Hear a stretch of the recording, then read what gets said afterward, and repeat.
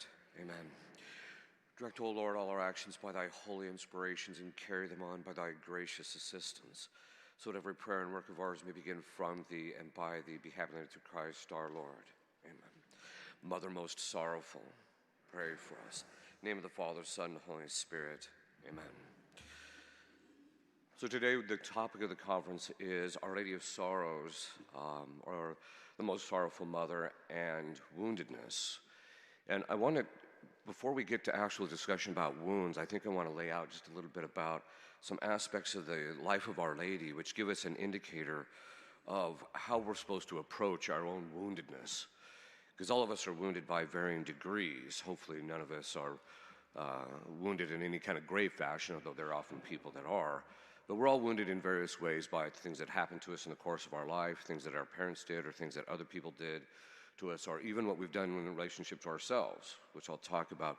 But before that, I want to talk a little bit about Our Lady of Sorrows because it helps to set the stage for how we are going to heal from those things.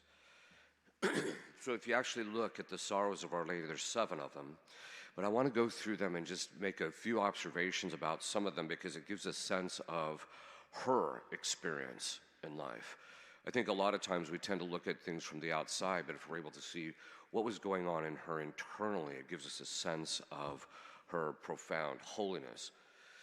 So in the first sorrow, Our Lady brings with Saint Joseph Christ to Saint Simeon. Now this is also the first joyful mystery, right? So that or not the first, it's the fourth. So there's this presentation of Christ, and Our Lady said to one of the saints in a vision that it was a joyful mystery, but then as soon as Saint Simeon told her what we're going to talk about here in just a minute, it immediately turned to sorrow. And so what happens is Saint Simeon says to Our Lady, he says, "Your soul shall be pierced so that the hearts of many will be laid bare." And so we're going to circle around back later about what that actually means concretely, because it actually has a very important role in our own personal spiritual life. But so the first aspect to this is the fact that then Saint Simeon states to her, he then, according to the fathers of the church, even though it's shorthand in the scriptures, he just talks about, Christ this child will be the contradiction and the rise and fall of many in Israel, right? So that's the shorthand that we get of it.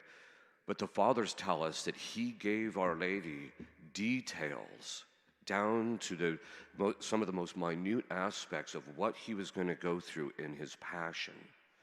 So at the time in which Our Lady receives that, probably somewhere in the age of when she was 16 or 17, she receives that information that the son that she just gave birth to, which was a miraculous birth, and then also the fact that it was announced to her by an angel, is going to be put through a brutal death, right? And so she began, from that time on, she had to carry the knowledge of that her entire life, that this is what was going to happen to him.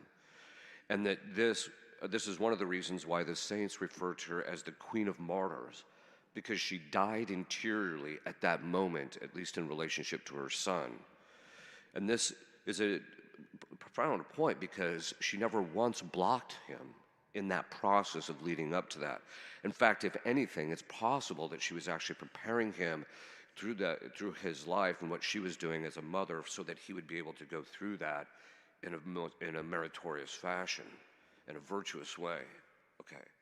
So then in the second sorrow, there is the flight into Egypt. It's at that point where Our Lady has perfect confidence in our Lord. This is an important point for us today, because as we see our geopolitical situation deteriorating, and it looks like no one's doing anything to de-escalate us into heading into a pretty bad war, And then also you see in the church, there seems to be this decay in the relationship to the hierarchy where, the German bishops just recently approved the blessing of gay unions, which is just absolutely contrary to the gospel. As we see these things beginning to decline, what's happening is that we realize that we might find ourselves in a situation where our situation in the church is going to be such that it's going to require a tremendous amount of trust and confidence on our part in relationship to God to get us through it, right? Then there is the third sorrow, and this is where Christ is back in the temple and he's not in the party that's headed back to Nazareth. So there's this indicator that he's gone, and so Our Lady sorrows that his absence. This is the precursor to what she's going to suffer in the sixth and the seventh sorrow, specifically the seventh sorrow. And so this is the precursor to that, where she sorrows at his absence. It wasn't that she was afraid or that she was anxiety-ridden or what have you. She was sorrowing that he wasn't there. The fourth sorrow, then, is when Our Lady sees Christ on the way to Calvary. And by this time, he's been scourged, he's been crowned with thorns. According to the fathers of the church, if you ever see that printout that they did of the Shroud of Turin, it's a 3D printout that they did of Christ's body. He was a magnificent man. You just see him, he's large, well-built, beautiful. I mean, he's a magnificent man, right? And yet they said that by the time Our Lady saw him on the way to Calvary, he was so beaten so badly that it was beaten beyond recognition, they said. And so this gives us kind of an indicator of, at that moment, she saw this. Everything that that Simeon had told her, at that moment, she surrendered to it. She accepted it. She was willing to die to herself. But at this point, there's almost a completion, in a certain sense, of the sacrifice that she was about to undergo, because of the fact that it's at that moment that she has to be willing to turn away from what she wants, her own desires, the well-being of her son. She has to be willing to let loose of that in order for this sacrifice to be completed. And so there's a perfect dying to herself at that moment when she sees this. Then we get to the fifth sorrow, and it's in the fifth sorrow that I want to kind of make an observation that one time I had a case where the demon who was possessing him, he had actually seen Our Lady's interior life at the first instance of his creation. So if you actually look at what happens when angels are created, they call it the three instances. The first instance is that they're created, the whole hierarchy of angels, literally billions upon billions of angels, are instantaneously created in a hierarchy. In that first instance, though, God also created them into a perfect act of knowing. That meant that they knew who God was, what their relationship with him was, what their assigned task was for why he created them. That meant who and what they were, their nature. It also meant they understood their relationship to all the other angels. St. Thomas says that they even saw the temptation or what would happen if Lucifer fell, who they would be under if they fell, but also the punishment if they fell, but then also the reward if they were to, what the reward would be if they were faithful. They saw the totality of that all instantly at once. And then at that moment, St. Thomas says that because they saw that intellectually, there was a concomitant delight in the will in seeing how beautiful that was of God's plan. And then they made their choice, which in the second instance.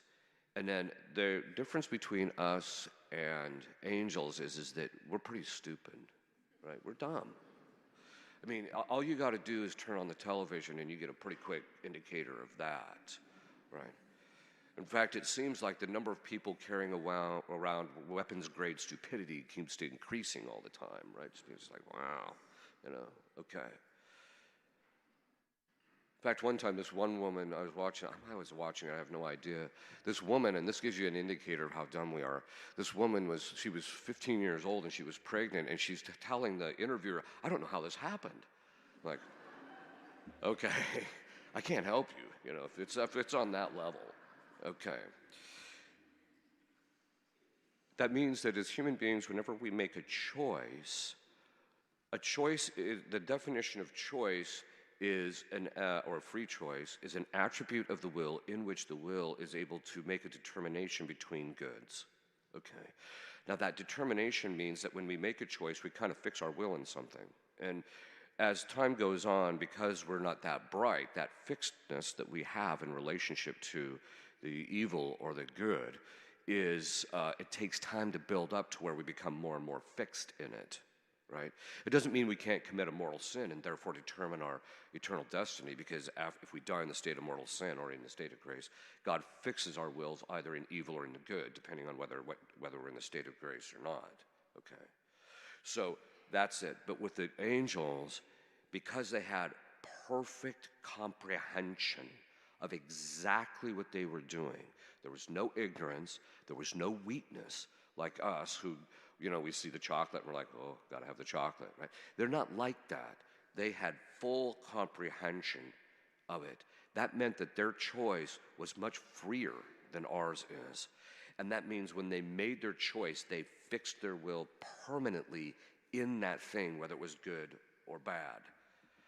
In fact, one time I was dragging this demon through the fact that he was created to have I said, so you were created to have the beatific vision, yeah, and you were created to do this magnificent task, yeah, and you were created to have this wonderful relationship with everybody in heaven, yeah, and I go through all these different things, and then you knew that if you chose against that you'd end up in hell, yeah, you'd never see God, yes, and that you would suffer for all eternity, yes, and you'd do it again, yes.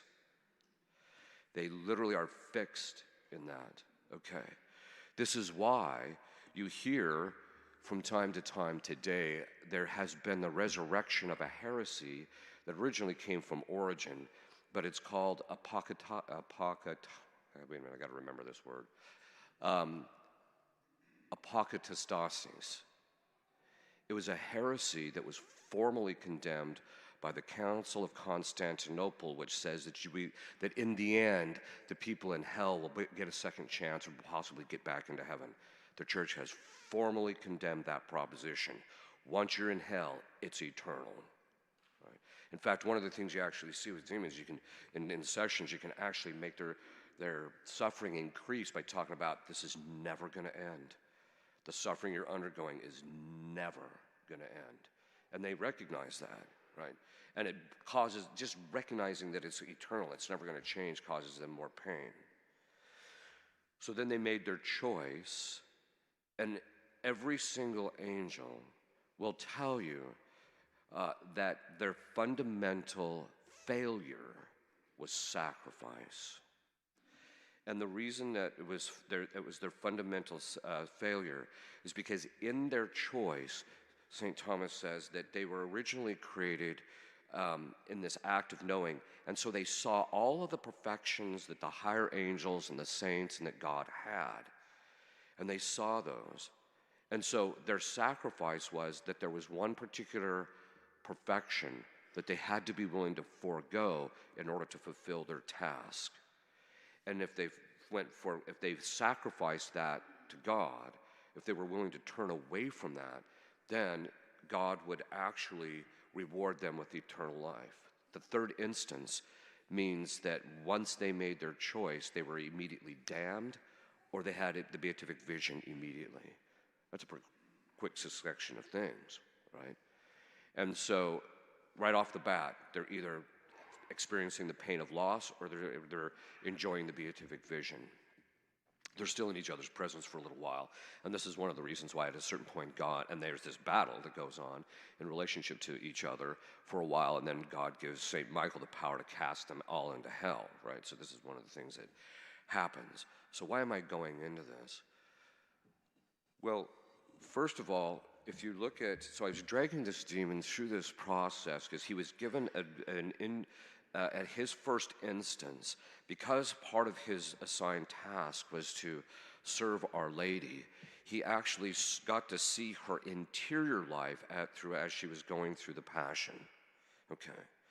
So this interior life, he said, he said when he saw it, there was two different demons in this case. They both fell in relationship to the beauty of Our Lady. But he said when he saw this interior beauty of Our Lady, it was so absolutely beautiful that he couldn't bring himself to share her even with God. He wanted her for himself, right? And this gives an indicator of how beautiful it was that it took him when he saw this. The other possessor in the case was Beelzebub. Now, Beelzebub is another name for Satan. And he said when he saw that beauty of Our Lady, he knew he would always be second best. He knew that there was no way he would ever achieve that level of beauty, and he wanted that beauty for himself.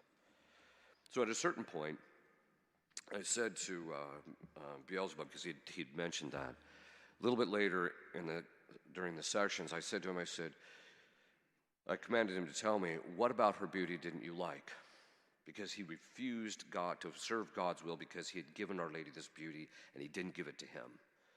And I said, what about it didn't you like? And he said, well, it was the purity of her beauty. I'm like, well, that's a pretty broad statement. And then I said, well, what about the purity of her beauty didn't you like? He said, it was the purity of her love. And I'm like, well, that's a pretty broad statement too. What is it about the purity of her love that you didn't like?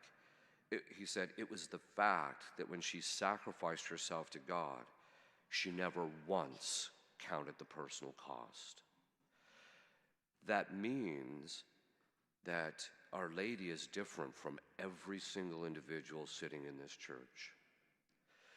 We always count the personal cost. We think about how much we're going to suffer when we have to give up something, right? I mean, as an exorcist, a lot of times I'll tell people to start fasting, and then all of a sudden you get the wailing and gnashing of teeth. Oh, Father, I can't do this. You're just like, it's not that hard, right?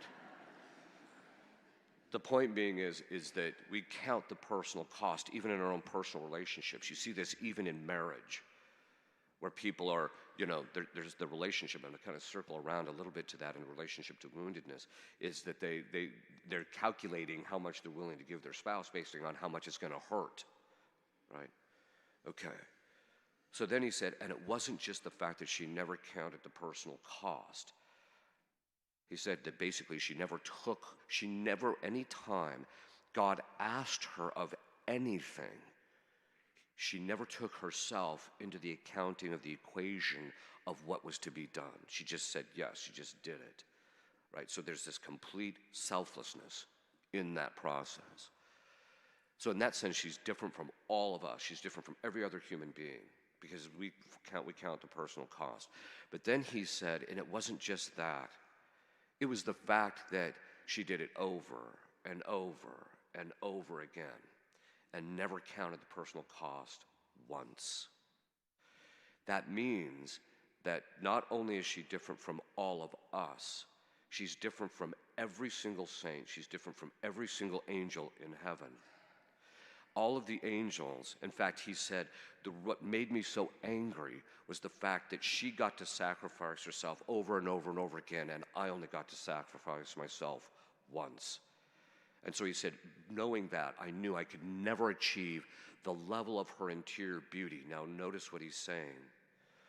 One is that there's no angel that's like her either. This is why the saints say that the sanctity of Our Lady, well, let's just back up a bit. St. Louis Marie de Montfort says that a single sigh from Our Lady is more meritorious than all the martyrdoms and all of the prayers, sufferings, and good works of all of the saints combined. And the reason being is because there is no one who sacrificed, other than her son, who sacrificed herself in that manner. No one. And this is, and in fact, the saints say that even her sanctity is greater than all of the saints and all of the angels combined. This tells you something about her, that if God ultimately had to choose between us, the totality of all of creation, and her, he would choose her. Because she is the most magnificent creature, other than Christ, that walked the earth, that was created.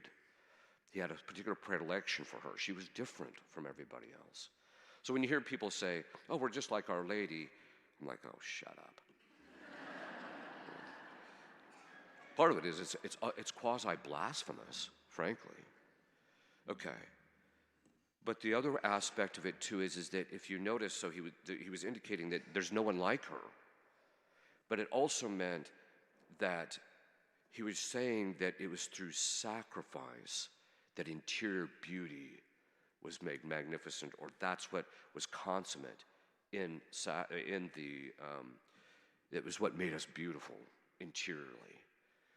And so all of the angels and all the saints, and especially the demons, when they're under duress in session, especially the demons particularly, they'll all admit, so all the angels and saints were successful in the fact that they sacrificed this thing, whereas all the demons, even in session, will admit that the one fundamental failure that they made was to sacrifice. St. Thomas says that the one thing that God wants from every intelligent creature is the sacrifice of his will to him, to God. Okay. So at a certain point, I said something dawned on me, because the thing that Beelzebub was beefing about, one of the titles he was unhappy about in relationship to Our Lady, was Spectrum Justitiae, mirror of justice. Well, justice is the virtue by which we render someone their due. That's its definition. Underneath that is a sub-virtue, a virtue of religion. That's where we render God his due. And we owe God certain matters in justice. This is one of the reasons why the saints say if you're not praying at least 15 minutes a day, you're failing in just the most elementary obligations of justice to God. Underneath the virtue of religion is 4 different kinds of acts, but the one I want to focus on is the act of sacrifice. And an act of sacrifice has 3 components. We see this in the Old Testament. It's how God structured and designed it. It's in the Old Testament. It's actually seen in Christ. It's seen in every single one of us when we sacrifice. It's actually seen at Mass. Every single sacrifice has these 3 elements.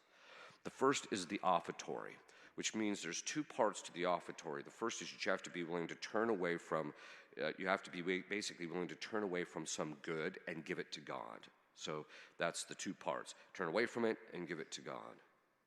And in giving it to God, then it becomes his, and it's something that's not ours, right, anymore. The second part, and this is one of the reasons why they say, if a priest does the offertory and then collapses at Mass, well, you haul him off and you bring in another priest to actually finish the Mass. Right? And the reason you do that is because of the fact that the oblata, those are the things that have been offered, are sitting on the altar, and they've been segregated out and given to God, and so we have to properly take care of them. We can't just leave them there. We can't use them for something else. Then the second component is the slaying of the victim. And so with Christ, it was actually the dying upon the cross. And then there is the consuming of the victim, right? And this is why the priest receives Holy Communion. So what happens is in the sacrifice, and this is what they used to always tell people, you have to offer it up, right? So when you have a suffering, and then modernists in the 70s would say, oh, that's just ridiculous and that's not helpful. Oh, no, quite the contrary. By taking our suffering, what we do, and when we offer, we're technically speaking not offering our suffering to God. We're offering our willingness to suffer to him and accepting this suffering in our life, okay? And so by that, then, in the end, we're turning away from the particular created good of our comfort, what we want, what we desire, etc. We're turning away from that and turning towards God, and we're giving our wills to him, okay?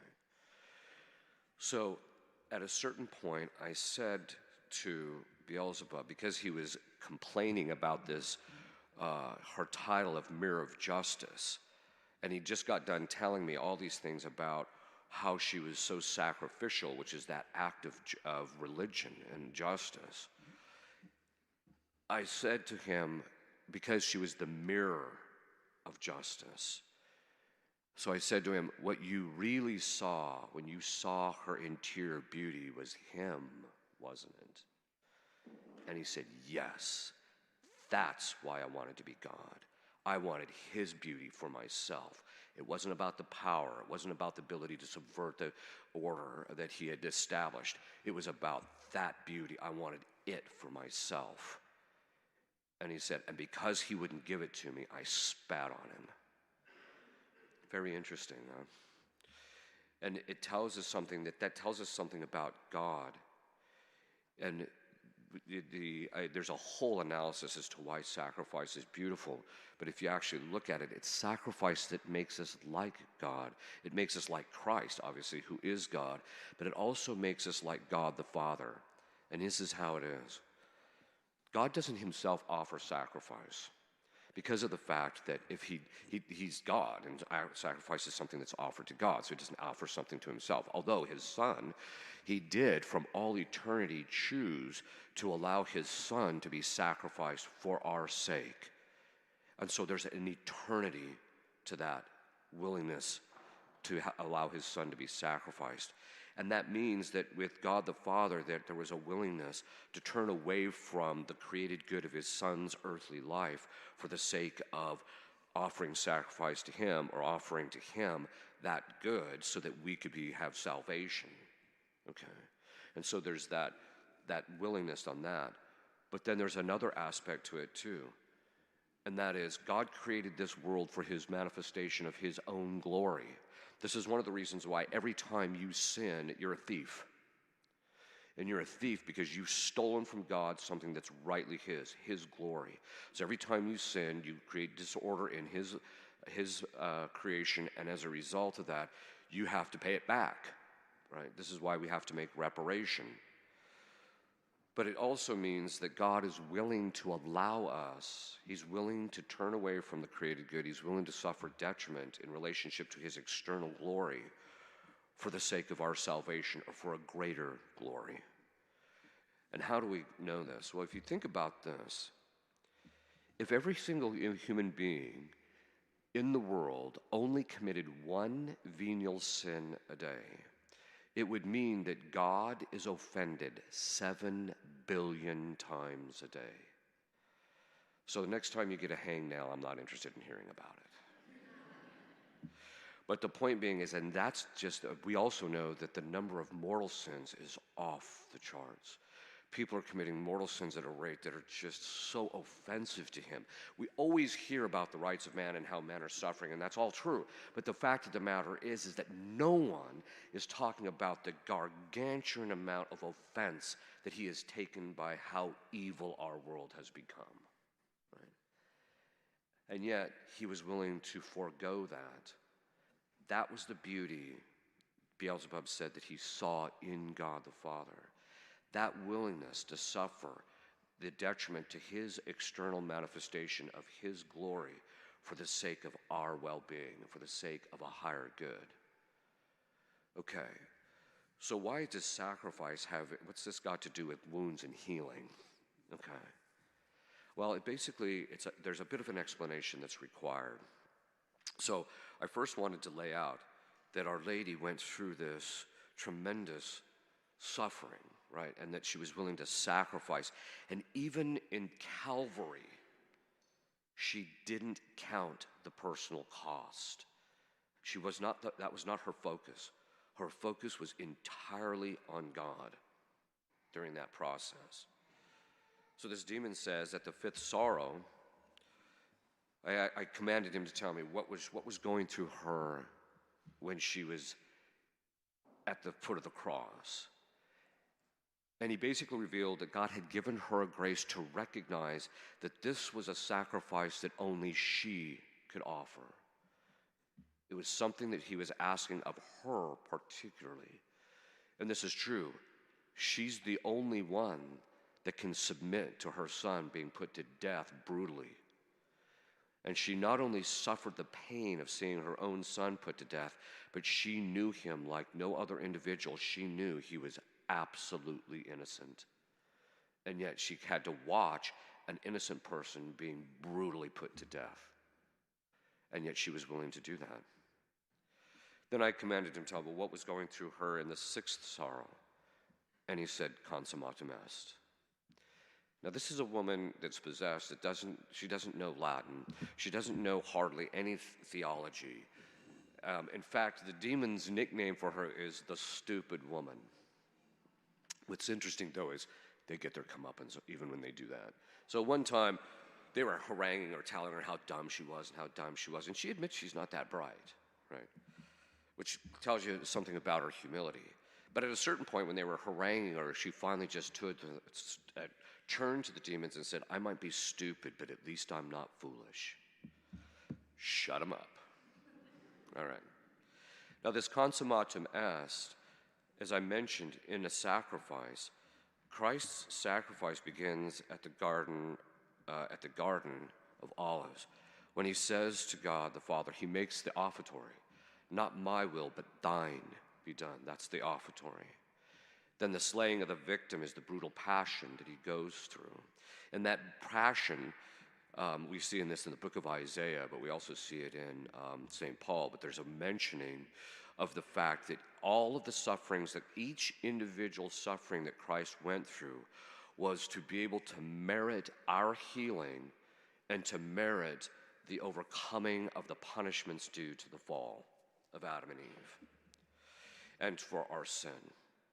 And then he himself, when he's on the cross, at a certain point when he's on the cross, they hand him, or they put up to him the sponge that has this the gall in it, which would cut the pain that he's suffering in, but he turns away from it. And the reason he turns away from it is because he's turning away from the delight of the fruit of the tree. He's undoing that particular aspect of the fall of Adam, who ate the fruit.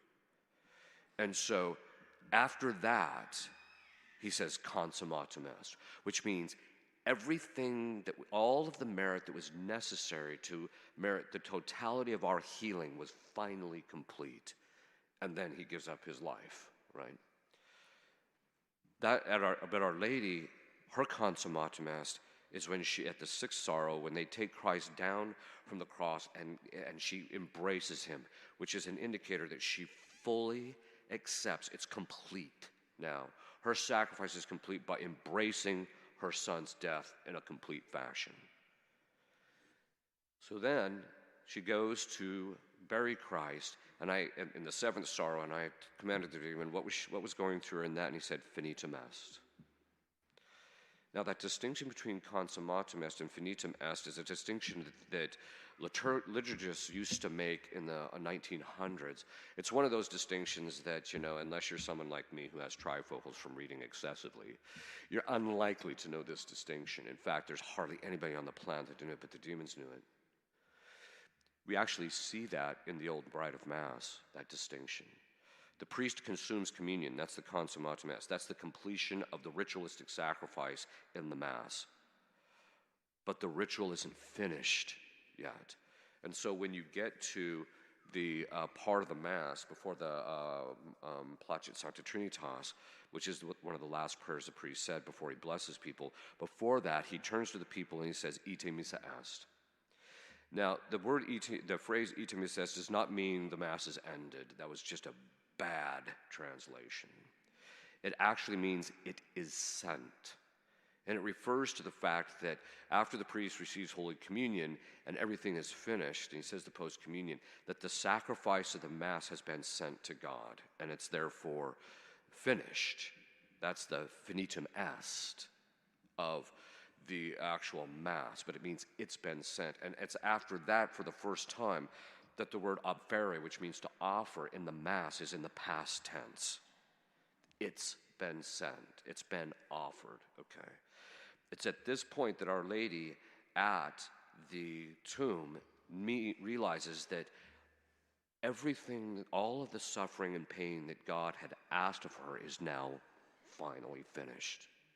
All the things she knew that was going to happen to her son, all these things, this pain she carried for her entire life was now finally finished. And yet we refer to all her sorrows as sorrows. In all of the corpus of the Church's prayers, there's only one prayer that I'm aware of where they refer to Our Lady's sorrows as vulnera, wounds. But if you read the context of the prayer, they're not talking about Our Lady being wounded. Our Lady was never wounded. It's not like after the Passion she has to sit down with a therapist and go through a few things. She didn't do that. Why? For the longest time, I was wondering to myself, why is it that Our Lady wasn't wounded through all of that? And so what what I began to do is I had written a couple of books, and in those books I was actually unpacking what the nature of a wound is. So a wound is when some external agency acts upon us and or on something, and it causes damage, right? And then in that damage is also pain. And that pain requires a certain healing process in order to undo. So that's kind of the general structure of a wound. And so Our Lady, for the longest time, I'm like, why wasn't she wounded in this? We also see this just in her general psychology, right? So then one day I'm reading St. Thomas Aquinas on wounds, and he says, a thing can only be wounded when there's resistance to the thing causing the damage. Now, this is actually true. So if you take a knife, right, and you press it on your hand, but you don't create any resistance on your hand, it stings a little bit, but it doesn't penetrate. It's only when I create the resistance can the knife then penetrate, right? And so what this tells us is that in physical wounds are very much like psychological wounds and also spiritual wounds, that we only become wounded because there's resistance to the pain. There's resistance to the suffering. Our Lady never resisted the suffering.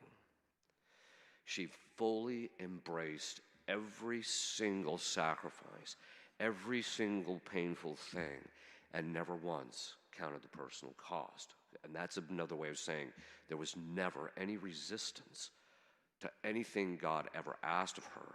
If you notice, what's happening is anytime she's asked, her immediate answer is yes to God. One point, there was this one demon was talking about how beautiful she was. And so I said to him, so basically when God saw how beautiful was, he gave himself to her, and he says, no, you have the order wrong. So whenever they flatly correct you, that's usually an indicator they're telling you something that's true. And so I said, then what was the right order? He said, when she saw how good he was, she couldn't help but give herself entirely to him. And the way the indicator for that is Our Lady did have a mystical life leading up to the time of the Annunciation. She did actually have, a mystical experiences from time to time during that phase. In fact, they say that Our Lady was confirmed in grace. She was at the 8th level of prayer prior to the Annunciation. And that confirmed in grace, or that preservation in grace, was in point in fact that God kept her from falling into sin. And then once she accepted the fiat, that is, she accepted what God was asking and gave the fiat, then at that moment she entered into a confirmation in grace, which means she couldn't sin from that point on.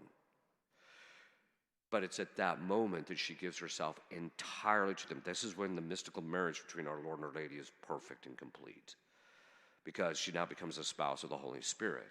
Okay. So that meant that when she saw how good he was, we see this with ourselves.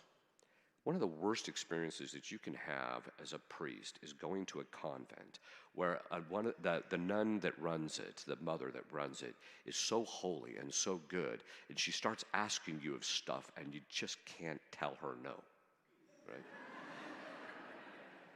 So it's just, she's actually just like, if I tell her no, this is terrible, right? Well, it's the same thing in relationship to Our Lady, that she realized there's no way I can tell them no, and she just gives him everything. She also sees in how good he is that she is nothing in comparison to him, and so why would she count the personal cost? Okay. So then she never once, in counting the personal cost, she never resisted, and this is why she was never wounded. She suffered tremendously. In fact, Our Lady's suffering is far beyond anything we're even capable of comprehending. The nature of virtue is such that it actually causes an acuteness in our faculties. What does that mean? It means that the body adjusts itself to the operations of the soul. Now, we know this to be true. That is, as we act as our soul acts through our body, the body begins to adjust to it. Now, we know this by virtue of the fact that if you see some guy and he's 300 pounds and he's sitting on a couch and he says, I'm going to run a marathon, and he gets up, half a block later, here comes the ambulance and the stretcher hauls him off. But over the course of time, he starts dieting, he loses weight, and then he starts exercising more and more and more. And then slowly over the course of time, his body begins to adjust to his exercise and what he's doing, and then eventually he gets to run the marathon. This is true even about virtue. Virtue does the same thing because it begins to adjust the body's disposition to accommodate the acts of virtue. This is why people who fast often find that the next time they eat, things are much more flavorful, or that even their sense of touch begins to be heightened if they fast enough. Okay. And so Our Lady, because her entire life she never committed sin, and because she was created in the state of grace, because she was immaculately conceived, it meant two things. It meant, one, that every single action that she did voluntarily because she was doing it because she loved God meant that it was meritorious. So every single thing she ever did raised her place in heaven. And it increased her grace. This is why she's so far beyond the rest of us. Every time we sin, we cut that down, we stop, we block that, we're not faithful to the graces, etc. The second part, it meant every single time she performed a voluntary act, it increased her virtue. It meant when she entered into heaven, she had the plenitude of every single virtue. And this is something that's why her magnificence is so profound. In fact, the demon, at one point, I said to him, because it was the Feast of the Annunciation, I said, I basically commanded him to give glory to God for that this was Our Lady's most glorious feast. And again, he looks at me, nah, it wasn't. Right? So then I commanded him, well, what was it? He said, that was her moment of greatest triumph. And it's true, because that means that she entered into heaven, as St. Paul said, he ran the course, he fought the good fight, etc. But she had gotten into heaven sinless, and she had conquered Satan in the process of that. But then I said, well, then what was it? Was it her crowning of Queen of heaven and earth? That was her most glorious moment. He says, no, that was her moment of greatest honor. Now, honor is the praise and recognition that we give to excellence. There's something excellent or good about the individual. And this was God honoring Our Lady, who was letting us and moving everybody into heaven to see, to be able to give us the recognition of her excellence, and this crowning that he gave to her, because she was different from everybody else. So at a certain point, I just told him, well, what was it? And he said, standing beneath the cross in perfect virtue. At a later moment, he said that her standing beneath the cross, aside from her son, was the most glorious moment in all of history. This gives us a sense of it, right? There's no one like her. There just isn't. This is one of the reasons why one time I received a grace. I don't know, at least I think it was a grace, but it was just a grace where Our Lady basically was telling us, quit doing things to make me like you and just love me, right? I'm worthy just to be loved, which is true, right? But the point being is that this magnificence and this virtue, it's virtue also that keeps us from getting wounded. The more virtuous we are, the more we can sustain this. What does this mean?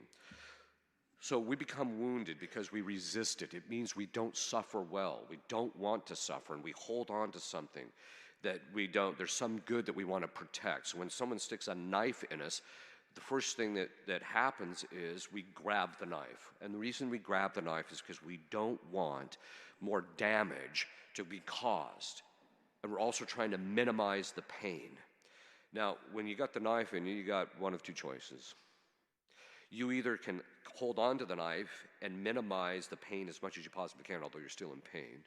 But over the course of time, it's just going to fester and get worse, and it's going to kill you eventually. Or you can pull it out. Now, if you pull it out, we all know this, that when we pull something out that because we're wounded from it, it's brutal, right? The first initial pulling out is really, really painful. There's a spike in pain. And then, but once we pull it out, the pain begins to subside, and then it can begin to heal, right? Well, what that basically means is that when we're holding on to the knife, St. Thomas calls that contraction. We do this even in relationship to our spiritual and psychological wounds. We see this in marriage. When one spouse hurts the other spouse, the first thing the one spouse does is they do this contraction. They hold on to the knife. What's the knife? The injustice that the person committed. And so, because of that injustice, because this person did this injustice, now they're hurt. There's damage that's been caused. And so they hold on to that justice that they should have given them. You should have done this. But then also we see this even in relationship to our own woundedness. When we commit a sin that we're particularly shameful or particularly feel bad about, then a lot of times people will hold on to, I should have been better. I'm going to return to that in a minute. But then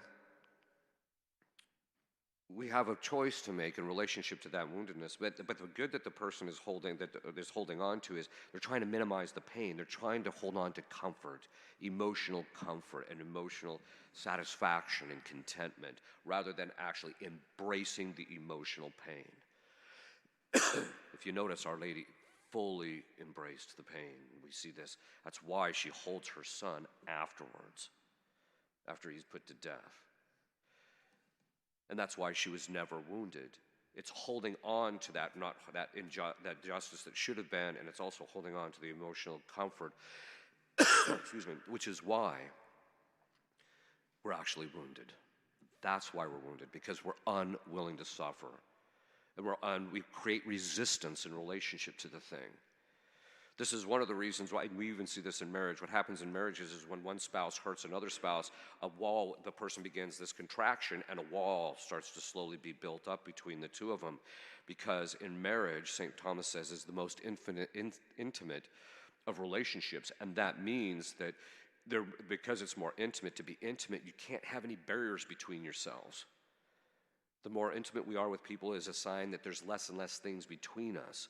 So that means that the hearts of each other can have that perfect union, but that also means that you are vulnerable in relationship to the other person because they could easily hurt you. In fact, I always tell men, the one person you have to protect your wife from the most is you, because he's the one that is most capable of hurting you. It's the same thing even in relationship to the wife, to the husband.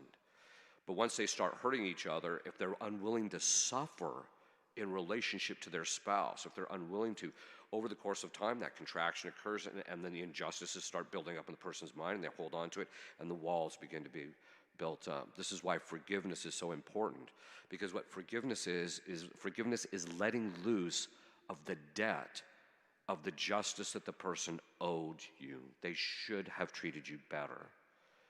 This also, and so we have to be willing to let loose of this. Christ said, forgive 7 times, 70 times. You have to always forgive, if for no other reason than for the love of God. But there also means that you have to be willing to forgive for your sake. Everybody in heaven, because if you're holding on to that injustice, you're in pain. And you think about those things, and they cause you pain. It gets you mad, it gets you worked up, etc. Everybody in heaven has forgiven everybody that's hurt them. Everybody in hell has forgiven no one. And so literally, by our lack of forgiveness, we create our own hell, even in this life. And so if you want heaven, you just have to start forgiving and let loose of that. And then once you let loose of that debt of justice, the hurt that that person caused you, you can begin healing. Your relationship in marriage can begin healing. So forgiveness is one of the principal ways that we begin the healing process. You have to forgive these other people. This is an important point because, and I've seen some of the most impressive levels of forgiveness. I've dealt with women who were possessed because they were victims of satanic ritual abuse. A lot of that was sexual in nature. They were raped and molested in a variety of different ways. And yet God gives them the grace to fully forgive. You see a significant change interiorly in the healing process once you're able to forgive the person that did this to them. And you ultimately have to forgive it for your sake, so that there's nothing between you and God ultimately. If you're holding on to that particular thing, it means you're unwilling to sacrifice it. You're unwilling to turn away from that created good and turn towards God, the created good being this justice that you are owed. At a certain point, Beelzebub says to me, because in this case, it was a protracted case. It lasted numerous years. In the very beginning, he said, the reason for this case is so that I will be fully exposed. Didn't pay much attention to it, just made a mental note of it. And right towards the end, in which the woman was getting liberated, the demons actually, he said to me, at a certain point during, I was saying Mass and the woman was in attendance. This is just before the session. And he full-blown manifests during Mass. And so I finished Mass. Afterwards, we started the session. I said this series of prayers to clamp down on him so he doesn't engage in bad behavior. And then I said to him, he told me you had to tell me something, didn't he? And he kind of nods yes, but he's just really angry. And I told him, shut up. You are not permitted to talk. And the reason I did that is to make sure that he understands that he only gets to talk when I say he can talk, because the whole point in exorcism is to build enough authority over the demon to where you can command him to give you the information that's necessary to get him out. So the whole thing is to get him to realize he's not in the driver's seat. And so I just beat him around for 45 minutes. And the whole time you could tell him, was like, I got to get through this so I can just say this thing, right? So at a certain 45 minutes later, I said, you have something to tell me? And he said, he told me I had to reveal my nature.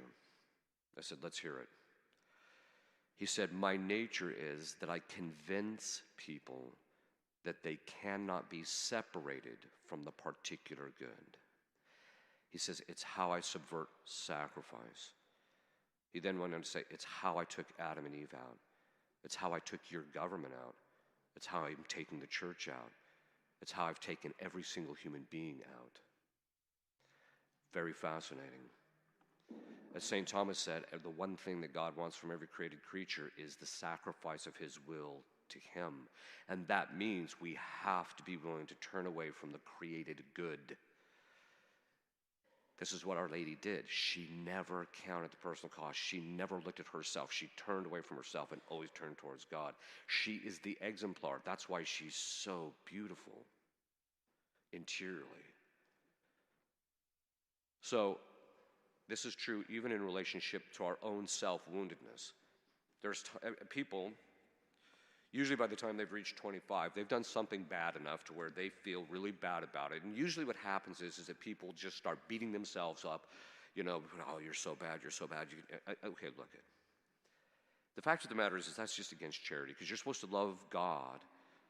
You're supposed to love God and love your neighbor for the sake of God, and you're also supposed to love yourself for his sake. The terminus is not yourself, it's him. That's why it makes it selfless. That love that we have of ourselves becomes selfless when it's for him, St. Thomas says. But it means, though, also so it's against charity. But the other thing is, too, is it violates the principle of sufficient reason. You're not perfect. You cannot render yourself into a state of perfection, regardless of how much you beat yourself up. There are certain sins for which St. Thomas says we cannot make restitution. There are certain things in your life you are simply not going to pay back to God. And St. Thomas says as a result of that, you simply have to surrender to those things to him in his mercy. Because God wants his mercy, his glory to be manifest in your life, even in that way.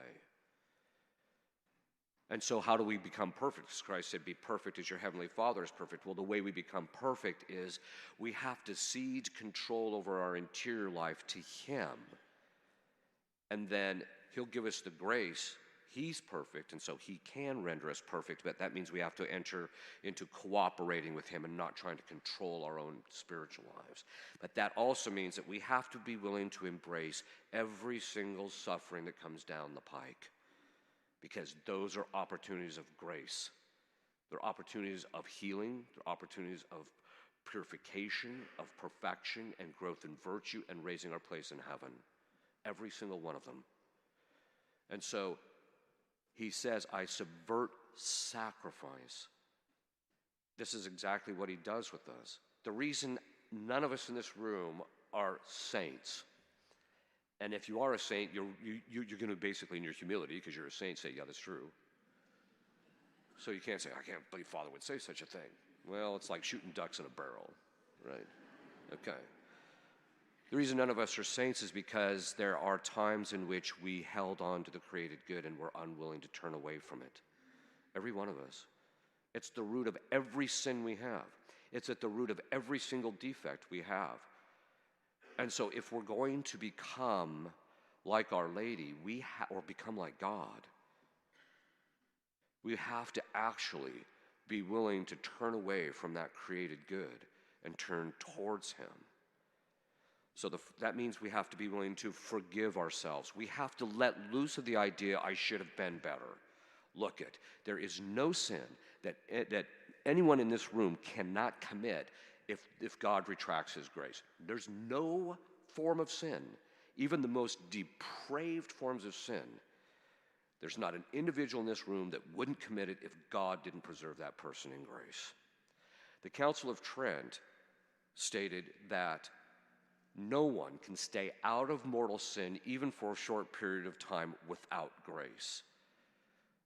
So you just have to accept two things. One, either you didn't get the grace, or two, you weren't faithful to the grace, and that is, you just going to have to humble yourself and accept the fact that you aren't perfect. It's pure, unadulterated pride to hold on to that I should have been better. No, true humility is, well, that's the way I am, and only God can save me. Okay? So you have to be willing to forgive yourself, and then you can actually begin the healing process. Also, you have to start building virtue. And so as you build virtue, then the faculties, because a woundedness is that our faculties, there's something we've caused damage to our faculties, and now they don't work right. Right? This is another reason why we have to forgive people, and we have to actually work on our own woundedness, so that our faculties will become rightly ordered. A wound causes damage. And so it is a form of damage. And so as a result of that, every single time we sin, we cause damage to our intellect, damage to our will, damage to our emotions and our appetites. How do we do this? Well, every single time you commit a sin, you make a choice. You know the thing is sinful. The intellect has judged that it's sinful. That's your active conscience. And you decide you're going to ignore this evil, so you move your intellect to ignore the evil and focus only on the good, and that does violence to your intellect, because your intellect was designed and structured by God to know the truth, and the principal effect of violence is weakness. You've weakened your intellect, you dumbed yourself down, and the more you do it, the more dumb you get, right? In fact, that's one of the things that I think that's, when people start growing to a certain level of holiness, one of the things that kind of scares them is how dumb they are. Man, I'm just, and God lets them see that so they become more dependent on grace. Because grace, actual grace, the two principal effects of grace is to enlighten the mind and strengthen the will.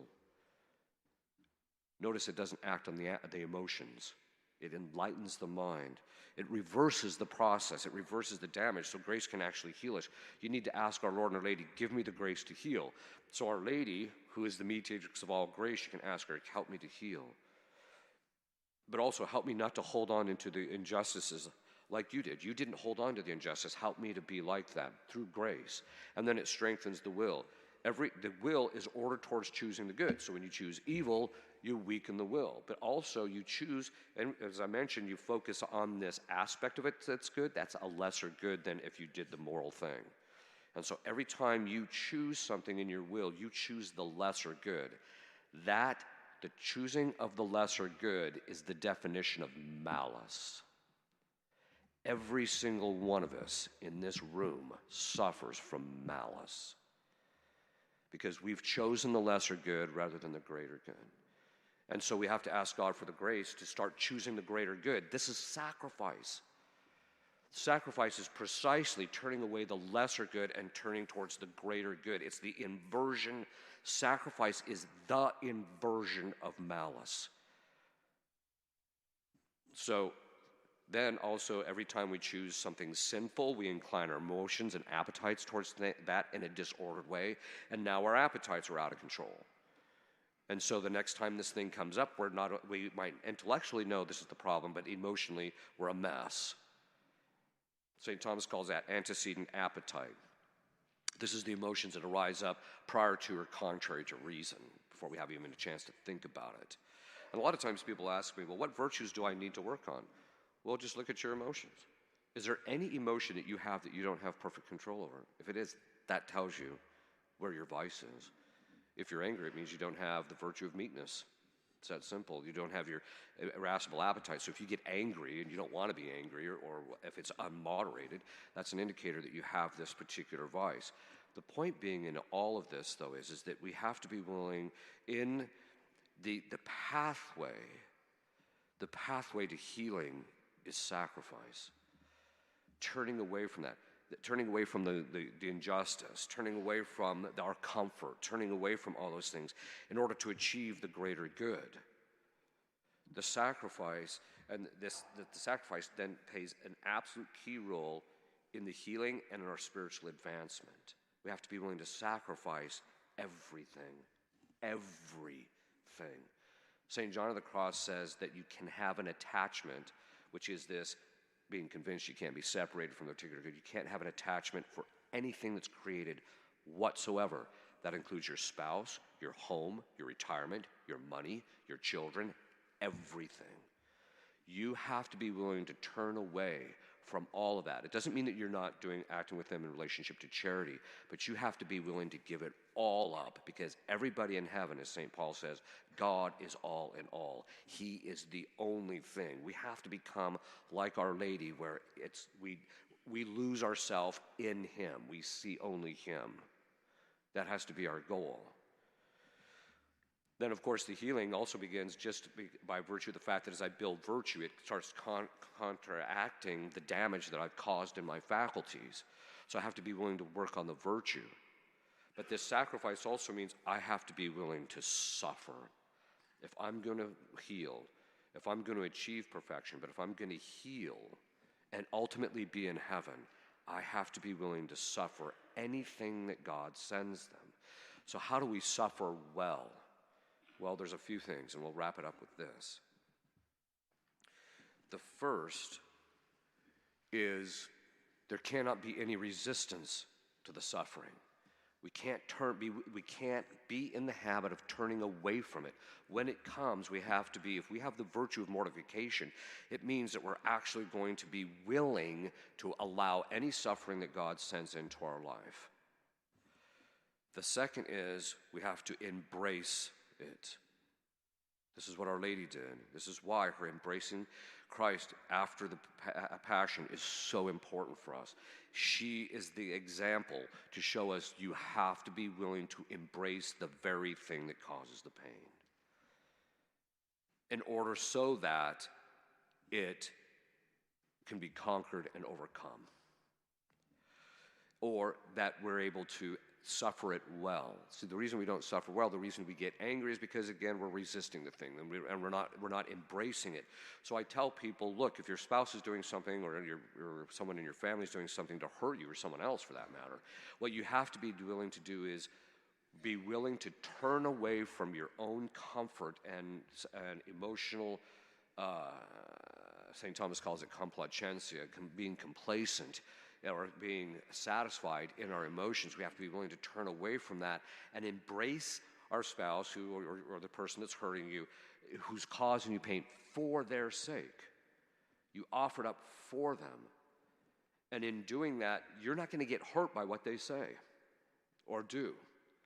And this is something that's important for us to realize. It's only if I embrace the thing that I'm actually not going to be wounded from the process. And I can't heal that until I start pulling out the knife, letting loose of those things. So I have to be willing, and that is, again, turning away from that emotional comfort, being willing to suffer the pain. You have to, in a sense, steer into it, as they say. And that means I have to be willing to embrace the thing that's painful. We know this is true. I'm going to give you an example. I'm not suggesting that it's a good thing, and I'm not at least in its immoderate form. And I'm not suggesting that people should go out and do this. But if you find guys who are very manly, when they see a guy who's effeminate, you ask him, what's your inclination? Every single normal guy will say, I want to beat him. Now, that just sounds disordered, but it's actually not. What it is it's a recognition that as men, we become men by engaging things that are painful. When Adam fell, he ended up becoming subject to the curse of Adam. And basically what that meant is it was a twofold thing. The first, he was irresponsible. And how do we know he was irresponsible? He threw Eve under the bus. Why'd you do this? It was her. Right. This hurt Eve. It means she can't trust him now, that he's going to throw her under the bus. This is also one of the reasons why they say that, before marriage, it's Mr. Right, and after marriage, he can't do anything right. It's also why I tell women, yeah, I know, your husband is the dumbest man to walk the face of the planet. We all know that, right? Okay. But it's why women, that's part of the curse of Eve, by the way, which I'll get to in a minute. But then there is this, so there's this curse of Adam, and then there's the curse of Eve, but the curse of Adam is also, the fathers of the church tell us that one of the sins, Adam committed 8 sins in the fall, and one of the sins he committed was an unwillingness to be separated from the pleasure of his wife. We're not talking about the conjugal act. We're talking about just the fact that men get a pleasure about being around women, and vice versa. He was unwilling to be separated from her.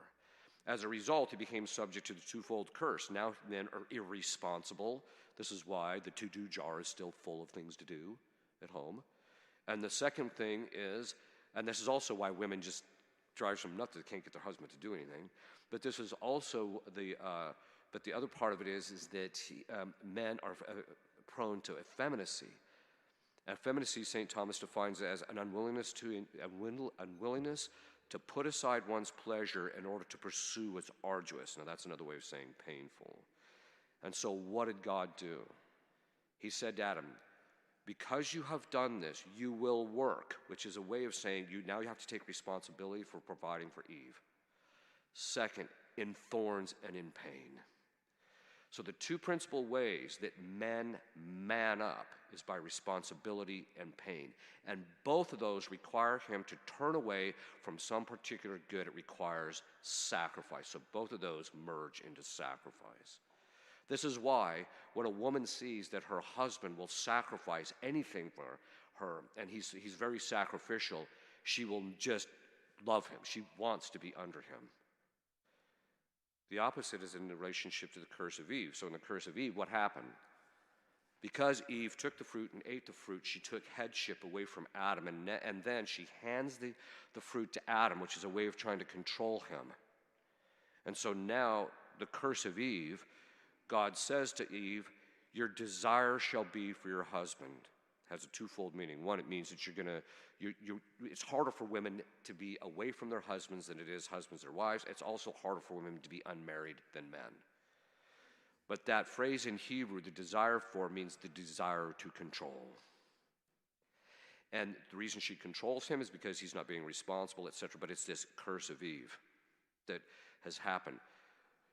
And that basically means that the way a woman becomes sacrificial is by dying to the goods that she wants and trying to control him. Women control for one of two reasons. Actually, all of us, if we're controlling, do it for one of two reasons. One is because of fear.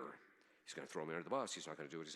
It's a fear he's not going to do this. And so they try and control him to get out of him, which is the second thing, trying to get out of him what they want.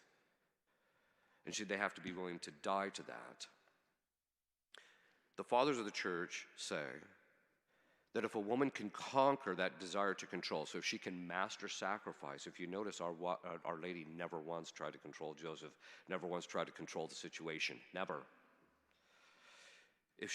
But the fathers say if a woman can conquer that desire to control, there is no virtue that she cannot obtain. And that's why they say a woman who has conquered the curse of Eve is the most magnificent creature to walk the face of the planet. But they also say if she does not conquer it, she will never master any virtue, and she is the most wretched of all creatures.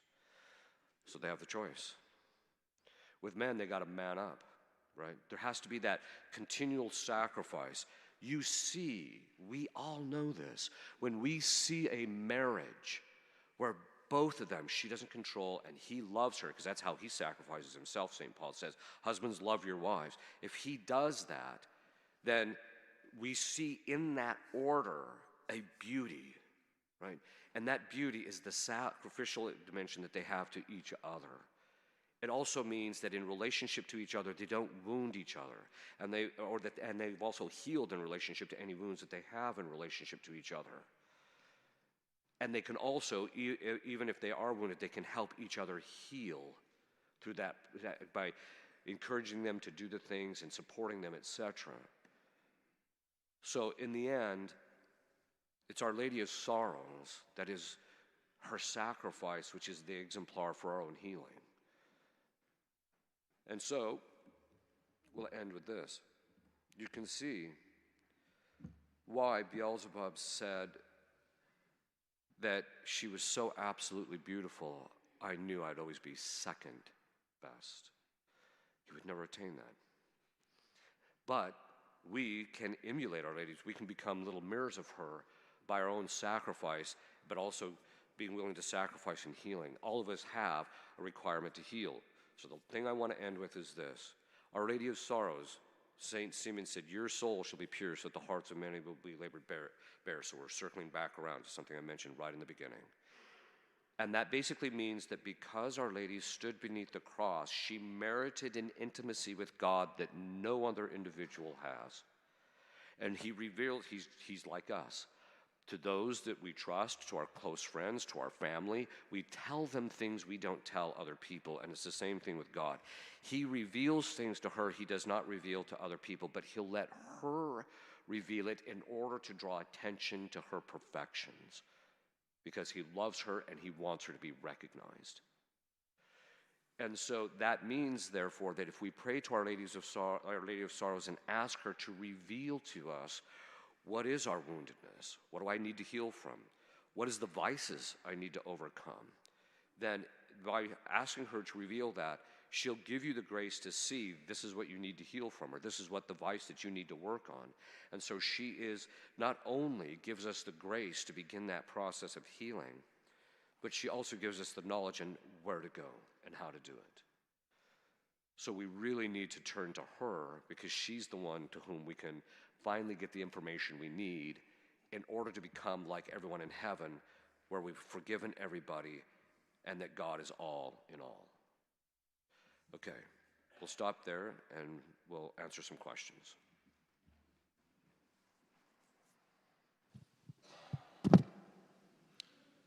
Okay, the first question. Who are some of the saints besides Mary, St. Joseph, and St. Michael that you have experienced during exorcisms and gotten direct assistance from them? I don't see them, but it's just that the person who's possessed usually sees them.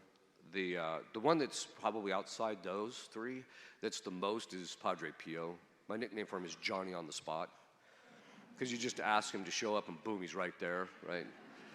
And I think it's God's way of giving him satisfaction for having been beat up by demons in this life, right? They get their comeuppance, right? In fact, it's so funny. I mean, he's kind of extraordinary. One time, this one woman, this demon would not sit still. So I just turned to Padre Pio and I said, would you get this guy under control? And all of a sudden, the woman just goes, wham, down on the ground. And she's like writhing around. And afterwards, I asked her, well, what happened? And she said, I don't know, but I could feel his foot on my back. All right. So there's Padre Pio. It just depends on the nature of the case. Every demon has a nemesis. And these nemesis are the result of the person in that, God sets the angel up as the nemesis, or he sets up the saint. And that usually means that there's somebody in this life who has worked hard and conquered the demon in this life. So, for example, it's Catherine of Alexandria is the nemesis of the noonday devil. Our Lady is the nemesis of Satan under the title of Immaculate Conception. She's the nemesis of Lucifer under the title of Seat of Wisdom. She's the nemesis of Beelzebub. By the way, those three are the same. Beelzebub, Lucifer, and Beelzebub are the same guy. She's the nemesis of him under the title of the Immaculate Heart. Baal, it's the Immaculate Heart. But when you look at the saints, one of the ones that, the only time I've ever had a case that had Satan as a possessor that I actually thought he was telling the truth, because usually when they say I'm Satan, I'm like, yeah, I've seen him and you ain't him, all right? So they try and bluff you to make you feel, oh, we're Legion, yeah, okay. There's just one of you, isn't there? You know, that kind of thing. But the nemesis, one of the nemeses of Satan, this was a very fascinating, the nemesis of Satan in this particular case was St. Joan of Arc. And the reason it was St. Joan of Arc is because in this case, God was revealing that Satan was the inciter of treason through ambition. Let that sink in. It's the problem we have in our church, and it's the problem we have in our government. They are selling out the church for ambition, and they're selling out our country for ambition. That's a fascinating thing. And the reason she became the nemesis of him under that specific aspect is because the bishop who put her to death was doing so, he was committing treason by siding with the English, and he was French, in order to get a bigger bishopric. And yet and in fact, it's very fascinating. In the rehabilitation trials of St. Joan of Arc, it's recounted how one time she was asked, what's the one thing that you feared? They said, you're fearless, when she would go into battle. And they said, what do you fear? And she said, treason. Interesting, right? So it just depends on the particular St. Catherine of Alexandria, as I mentioned. There's a number of different ones. It just depends on the particular demon that you're dealing with. So there's been a lot of them. I always tell people being an exorcist is like being on the receiving end of a sewer pipe, right? Because you're just dealing with garbage all the time, right? And some of it's the level of depravity. God does give the grace to the exorcist to not be scarred by it, but sometimes the levels of depravity that are revealed and the evil of the demons in their fall is so profound at times that sometimes there's been a couple that were revealed to me, and it took me a while to process it, just to be able to kind of clear my mind and how evil it was. So, but what happens though is, being on the receiving end of a sewer pipe, sometimes women who are washing dishes lose their ring, then it goes down the drain, and so you get these little gems floating down the sewer pipe, right? And it's the same thing with exorcism. It's a sewer pipe, but the interesting part of it isn't even the demons. As you can see from the way I've talked, the real interesting thing is what you learn about Our Lady or the saints or God. That's what's interesting. So when people say, what's the most, bizarre and fascinating thing you've seen, look, demons are boring. They do the same stuff over and over again. What's interesting is what you hear about our Lord and Our Lady or some saint. My friend is a Christian in another denomination and practices demon deliverance and casting out of demons. She constantly wants to pray over me and my children. Do I need to be concerned about this? She lives in another state. I've actually seen people who don't have authority praying over people. Actually, the person themselves who prayed became possessed, and also the person who was being prayed over became possessed. And the reason being is because they don't have authority. Now, demons operate entirely under an authority structure. Let's back up and explain this a little bit, because this gives an indicator of how people have to understand this. When the angels were created, God, as I mentioned, they had this perfect comprehension. But at that same moment of creation, God then infused all of the essences of all of created things that would ever exist. So literally, if an angel wants to understand what a dog is, it just has to think about a dog and about dogness, his concept of dogness, and he fully comprehends everything there is to understand about a dog instantaneously. Boom, right? And so, but part of that is God also infused in them the conceptual knowledge of the natural law, and this part of the natural law is the authority structure that God has established. And that means that they understand exactly where the lines of demarcation are between authority and not authority. They know exactly where that is at, and they're legalists. We call them lawyers from hell, right? They know exactly where that line is, and so you step over it, If you act outside your authority, you become subject to them because that's disordered. It's called the sin of usurpation. This is what happened with Eve. When she actually ate the fruit, the fathers of the church tell us that when Eve ate the fruit, what happens is she stepped outside a twofold authority. The first is she stepped outside the authority of God, who said, don't eat the fruit. But then the fathers also say that Eve was not told directly by God to not eat the fruit. She was told by Adam, and God had told Adam. And so when she ate the fruit, she stepped outside the authority structure in relationship to Adam as well. The two principal functions of authority are to provide and to protect. And that meant that Eve stepped outside the protection of her husband. This is why I tell women, if you try and control your husband, that's usurpation, and you're stepping outside, and this is why you're going to get whacked, right? And this is one of the reasons why I just tell people, if you look at the curse of Eve and you look at all the things that Eve wanted, like self-sufficiency and this and that, independent of Adam, if you look at the modern feminist movement, it's just the curse of Eve on steroids, right? So, and how do we know is the women are miserable. You know, you get these women who are really strong feminists and they're just miserable. They're not happy, right? Okay. So why am I going into this? Someone like that who wants to pray over you, they don't have authority over you. And as a result of that, you are entering into a disordered situation and the demons can get involved. They don't always, because God will block them in many cases. But I just tell people, look, unless it's a priest, don't have him pray over you, except under one circumstance. Parents can pray over their children, basically. And the husband can pray over his wife. But that's it. Outside of that, you're acting contrary to the authority structure and you're going to get attacked. A lot of times people that do that will say, well, I'm not being attacked. All you have to do is ask them one question. What's your family life like? Because what happens is, if they can't attack the individual, they move laterally and start attacking their family. Can you speak to the difference between forgiveness and reconciliation when reconciliation isn't possible, as in case of an abuser? So forgiveness is letting loose of the actual debt, and that the person of justice that the person owed you, whereas reconciliation is resumption of common life. So when we're reconciled to God through the sacrament of penance or through confession, what's happened is if we've cut ourselves off, we don't have common life with him. And so then what happens is once we're restored to that, then God, and we're restored to grace, God infuses his dwelling in us, and so we engage in that common life, and that's what the reconciliation ultimately is. We have this idea that, this is one of the reasons why we say that ultimately healing is reconciliation with God, because what it's doing is it's reordering our faculties so that we can have that perfect communion with God, right?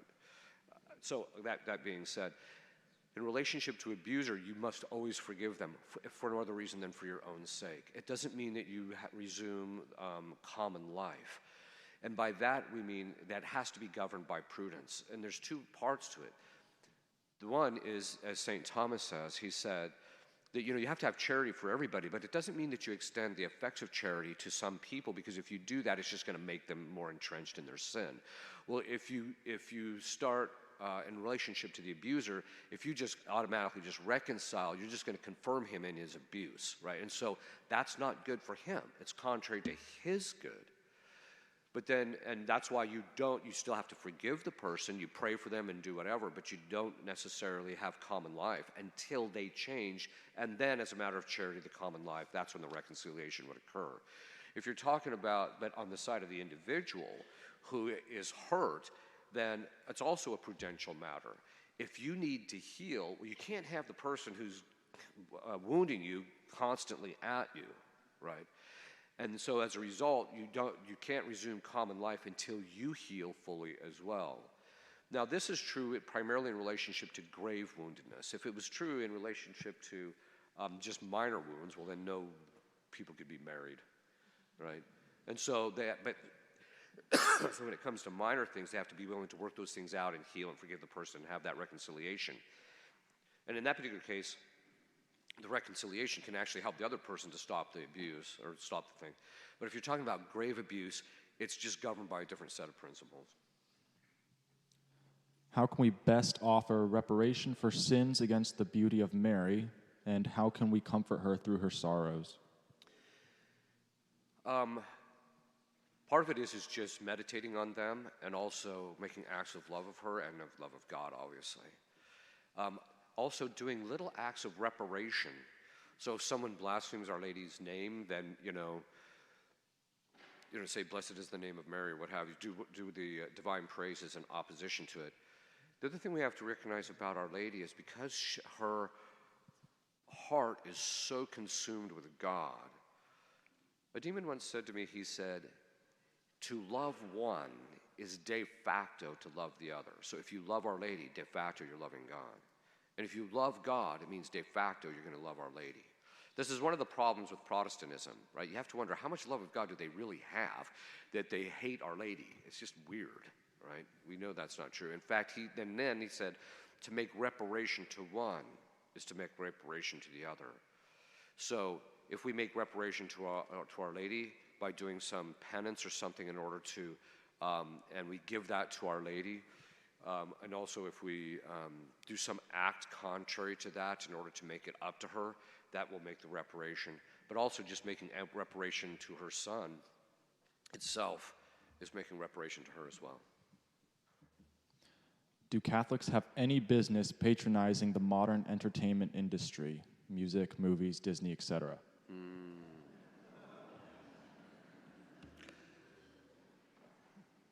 Okay. No, I'm just trying to determine how in-depth of an answer do I actually give. Well, let me just say this. If you look at the way the industry has shifted, especially in the last 50 to 70 years, it's always had these tendencies. Here I'm thinking specifically of the film industry, also of the music industry. I'm going to mention something about music that you might find interesting. But the fact is that they've gone into a trajectory where many of the things that they do are simply offensive to God. That doesn't mean all of it is. Film and music and the various forms of media are not evil in themselves. It's whether they use them in an evil way or they've intentionally introduced evil into it. So the internet is not an evil thing in itself, but the evil use of the internet has become a huge problem. So the statistic is that the most conservative statistic I've read is that 35% of what goes through, I've seen as high as 50%, but 35% of what goes through the internet is pornography. Yeah. This is one of the reasons I say God's going to pull the plug on our infrastructure just to shut that off for a little while. But it also means that when it comes to film and music, then you have to judge whether you should watch something or participate in it based on the principle of the integral good. And so I have a whole book on the principle of the integral good, and I actually have a homily which I gave on music and things like that. And basically it boils down to the principle of the integral good states that the good is from an integral cause and evil is from any defect whatsoever. What does that mean? It means that something is good only if the whole thing is good. If there's something evil in a thing, then that means that the thing is evil, right? And so this is actually true even of our own moral actions. If I decide I'm going to do exercise, which is a good thing because I want to lose weight or what have you, I'm going to do some exercise, and the intention is, I'm even going to offer this exercise up for Bessie Sue because she's having problems. But then I do it contrary to my parents who say, no, you can't exercise after 10 o'clock. Then just the fact that I do it at that time renders the whole exercise bad. Right? And this is, as human beings, we're getting to the point where we're dividing everything, and because we become so sinful, as I mentioned, in sin, we separate out the evil and only focus on the good, and we become so habituated in that, we're like, well, no, this is good. No, when you take it in its totality as a whole, it's bad. And how do we know this? Well, you might have somebody who's, might have beautiful eyes, and they might have a beautiful mouth, but if their nose is missing, you're not going to say they're beautiful, right? It's the same principle here. And so, if and then in relationship to the media, there's a distinction between sins that can be simulated and sins that cannot be simulated. There are certain sins that cannot be simulated. You can't simulate nudity. You can't simulate immodesty. It just is. And so if you watch things that contain those things, you are guilty of that. If you're volitionally do so, you're guilty of that level of sin. It's the same thing when they use God's name in vain and things of this sort. And so you're guilty of that. I'll give you an example. And this, if you just look at it this way, you can see how God sees it. See, we keep looking at everything from our point of view, and we're not looking at it from reality, which is his point of view, right? If someone sent a husband an audio tape that made fun of his wife, right, and called her a derogatory name, and he found it funny, right, she would be offended, right, in the very fact that this guy did this thing that is offensive to her. But if her husband kept that recording, and he kept playing it over and over again because he got a certain amount of entertainment out of it, every single time he presses that button, she's offended. Why do we think that every single time we don't do that in relationship to the media that we watch or the films that we watch, that God isn't offended? Think of that. Every time you press the button knowing there's vulgarities and profanities in a movie, he's offended every time, whether you think it or not. And this is what we have to keep in mind, and this means it's going to be restricted. There's another aspect to this too, and that is one of the things that we're seeing is in social media and things like that, which, by the way, aren't evil in themselves. They can actually perform a tremendous good. But what's happening now is the social media is resulting in what we call internet courage. People will say things online they would never say to your face, right? And it's kind of ridiculous because it's usually, you see this, the demographic is 25 to 35. It's young men. They usually have a problem with porn, and they're sitting on there. They think they know a little bit about the Catholic faith. They're running around criticizing and calling everybody names, and they think it's funny and cute. You know, it's like one guy sent me a meme. Actually, it was Mike Tyson, of all people, said that, people do that on the internet because they know they can get away with it, but if they got punched in the face for it every time they did it, they would stop doing it. Right? I mean, it's a bit graphic, but that's the point. And okay, so why did I go into that? We're also seeing people becoming wounded in two ways through the media. Again, it's not evil. In fact, if you read my book in psychology, I talk about how it can actually be healing, but obviously we're doing things that are causing damage. The social media, people are trolling each other and saying very hurtful things to each other, so people are being wounded just by reading this stuff. You see this really among teenagers. Right? The second part of it is it's habituating our faculties to things that are disordered. And that habituation, and so we're getting delight out of these things. It's sad that at the advent of the time in which the news media and the film industry were able to create works of art that were so well done that they engross us, is the very time that all the garbage gets introduced in. Right, and so, but the problem is then what it does is that people say, well, it was a good movie. Really? She slept with 5 different guys. How's that a good movie? Right? Oh, I'm not talking about that. Well, I am, because it's not a good movie. Right? It might be artistically well executed. That doesn't make it a morally good movie, but people don't pay attention to that because they're so engrossed in the artistic goodness rather than in its moral goodness. And so what's happening is it's habituating us into, again, separating reality out, that is the evil from the good, and only focusing on the good, and it's dumbing us down. We're just getting stupid by watching this stuff. And so one of the things that we do, we put people on a prayer prescription, and when they come to us and they're possessed and they need help, first thing we do is tell them no internet, no computer, and no phone. Not because they're evil, but because they're not moderated. People don't moderate themselves in relationship to this stuff either, because it gives us a pleasure. There was a philosopher named Vogelin who said that we get a pleasure just out of the use of technology. And he said, as a result, we have to do some type of penance in order to counteract the intemperance that can arise if we continue using this thing. We see this. I mean, they already know. They've done the brain studies. Every time you get this little cling and you get a little text, there's a dopamine rush, right? We know this, right? And that means that we have to moderate this thing and keep it down to where we're only doing it, and it's disordering our faculties. It's also just about part of the dumbing down. I'll end with this because this is one of these topics. I could give a whole conference on this, as you can see. is the fact that when they first started measuring what they called electronic amnesia was 15 years ago. And basically what it was is they were measuring how long it was between the time somebody looked something up on the internet and they forgot it. It was 15 seconds. 7 years ago, it was down to 11 seconds. It's now down to 7 seconds. That's how stupid we're getting, right? Okay, go ahead. Is it just as efficacious to pray silently as it is to pray out loud? Well, the entire tradition of this church says it depends on the nature of the prayer. Obviously, if you're doing meditation, obviously, which is a higher form of prayer. But if you're talking about some type of vocal prayer or subvocalization, which we do in our minds, they usually say that it's again depending on the circumstances. But all things being equal, when we say it out loud, we give glory to God, not just internally, but also externally through our bodies, and as a result, it's an increase in merit. I have some wood carvings and furniture carved by my great-grandfather who was a Freemason. Is it possible that he said some sort of charm that remains in these objects?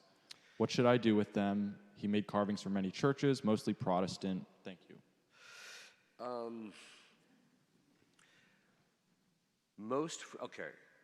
There's a difference between the current Freemasonry and historic Freemasonry. Historic Freemasonry, they normally didn't do that. They just bought stuff. The only thing you had to worry about in the past with historic Freemasonry was if you had their hats or their emblems or their aprons and all that jazz. Like we told people, you have to burn the stuff or the medals. You had to get rid of those. And so usually you didn't have to worry so much about the things that you would inherit from them, although you do have to somewhat be careful because sometimes they got those things through fraud, and so it kind of has spiritual baggage. So there's that. I'm not necessarily saying that you have to get rid of it. If you're not noticing any problems in your house, I wouldn't worry about it. But the current Freemasonic stuff has changed. It's shifted. The people that are entering Freemasonry now are Satanists. Not all of them, but they're actual Satanists. Now, Freemasonry is Luciferian, which is not the same thing as Satanism. Luciferianism is the practice in which people become their own gods. Scientology is actually Luciferian. And in fact, Dianetics by L. Ron Hubbard is Luciferian. In fact, if you read the book, I'm not necessarily recommend it, there's a book called Turn Off Your Mind by the drummer of Blondie. And in that book, he recounts the fact that L. Ron Hubbard had a homosexual affair with Aleister Crowley, who taught him, do what thou wilt is the whole of the law, which is the cornerstone to Satanism. And so what he did is he just chopped out the whole of the law, and do what thou wilt became the cornerstone to Dianetics. It's Luciferianism. That's why they're so weird, right? So, but Freemasonry, as you go ascend to the top, it's a slow reveal that they're actually Luciferian at the top. But what's happened is that because Freemasons have so much impact and so much influence, and because it's a way to network, Satanists are entering into it, and they are slowly shifting Freemasonry over to Satanism, where Satanism is where Satan is actually worshipped. So you're seeing that slow shift. So if it's from something more recently, I would just get rid of it, just to be safe. To what extent is a parent's authority over his grown children with regard to deliverance prayers?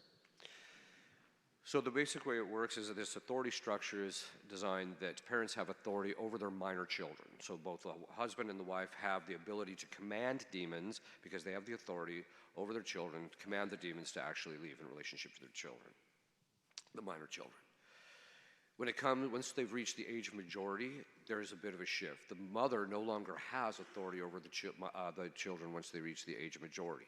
She can still command the demons to leave, but it's under a different aspect, which I'll talk about here in a minute, so it's not in relationship to her authority.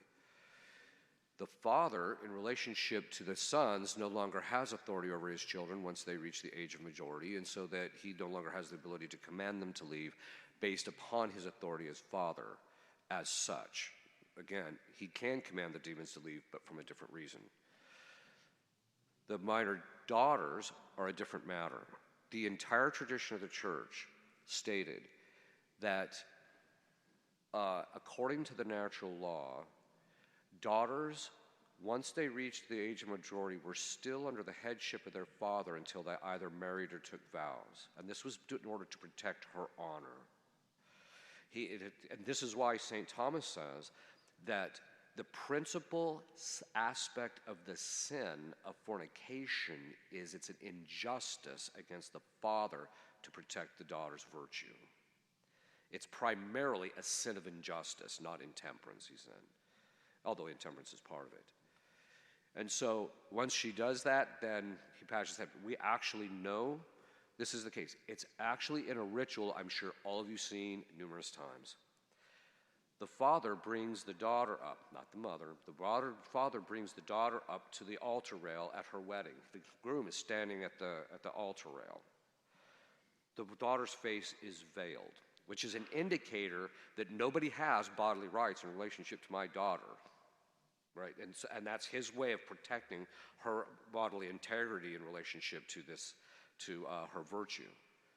He brings her up veiled. He gets to the front, and then he lifts the veil. And that's an indicator to the groom, you can now contract bodily rights in relationship to my daughter, which means after you're married, then you can engage in the conjugal act and have common life with her. Then he takes her hand, right hand, and passes it to him as a passing of headship. That's what that ritual was. It's been part of the church for millennia. And that's why, because it actually is a revealing of this natural law structure that's understood. Okay. In fact, historically, there were only 2 women that lived outside their home other than those who were married and were under vows. Excuse me. And that was a woman past childbearing age who was a widow, or a woman of ill repute. Historically, that's the way it was. Okay. In fact, if you watch the movie The Quiet Man, that's actually what's taking place there. She says, I can't marry you because my brother won't allow it. Well, what does that mean? Well, the father has died, and that means the headship passes to the next in line, right? And so that's that natural law structure. However, we have obligations of the 4th commandment. So the children still have the obligation to honor their parents. So before they reach the age of majority, children have to obey, and the rights of the parents are in relationship to command. The parents have the right to command the kids, and the kids have an obligation to obey. After that, the parents' rights shift to counsel. They still have a right to counsel the child, hey, this is what you can and cannot do, you shouldn't be doing this or doing that, because of the honor that they owe to them, and if they do something bad, it takes away from the honor of the family, of the parents.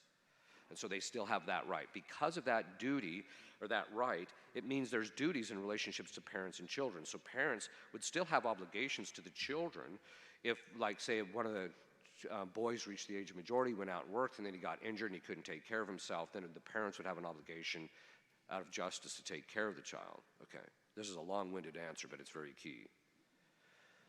That means, therefore, that they can command the demons to lead in relationship to their children who've reached the age of majority even after they've left the house, because of this obligation of the 4th commandment. The children have obligations in relationship to take care of their parents should they need so, whether in their old age and infirmity, and they have an obligation, or whether financially if they need it, they have that obligation. And so children have a right to command the demons to leave their parents, not because they have authority over them, but because of this obligation. And siblings also have a mutual obligation because of the 4th commandment, and therefore can command the demons to leave in relationship to this. So this is a key thing. This is important because I tell children, especially if one of your parents is dying and doesn't want to see a priest, start saying binding prayers against any demon that's keeping him from seeing a priest. And very often, usually within a day or 2, he'll see a priest.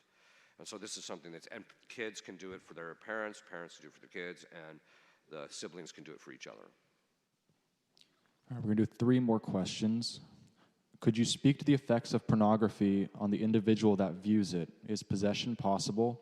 And what effects does one member have of the family having and viewing pornography to the home environment, marriage, and individual family members?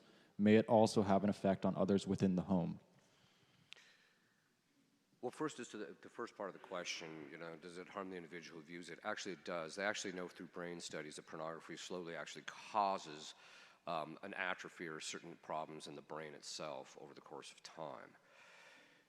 It also causes disordering of the faculties in the sense that the women are viewed under a specific aspect or the men are viewed under a specific aspect, which is not connected to reality. And so over the course of time, the person's faculties become focused on those particular aspects of people, which is not the person. The person's the totality of those things, not just one particular bodily organ or what have you.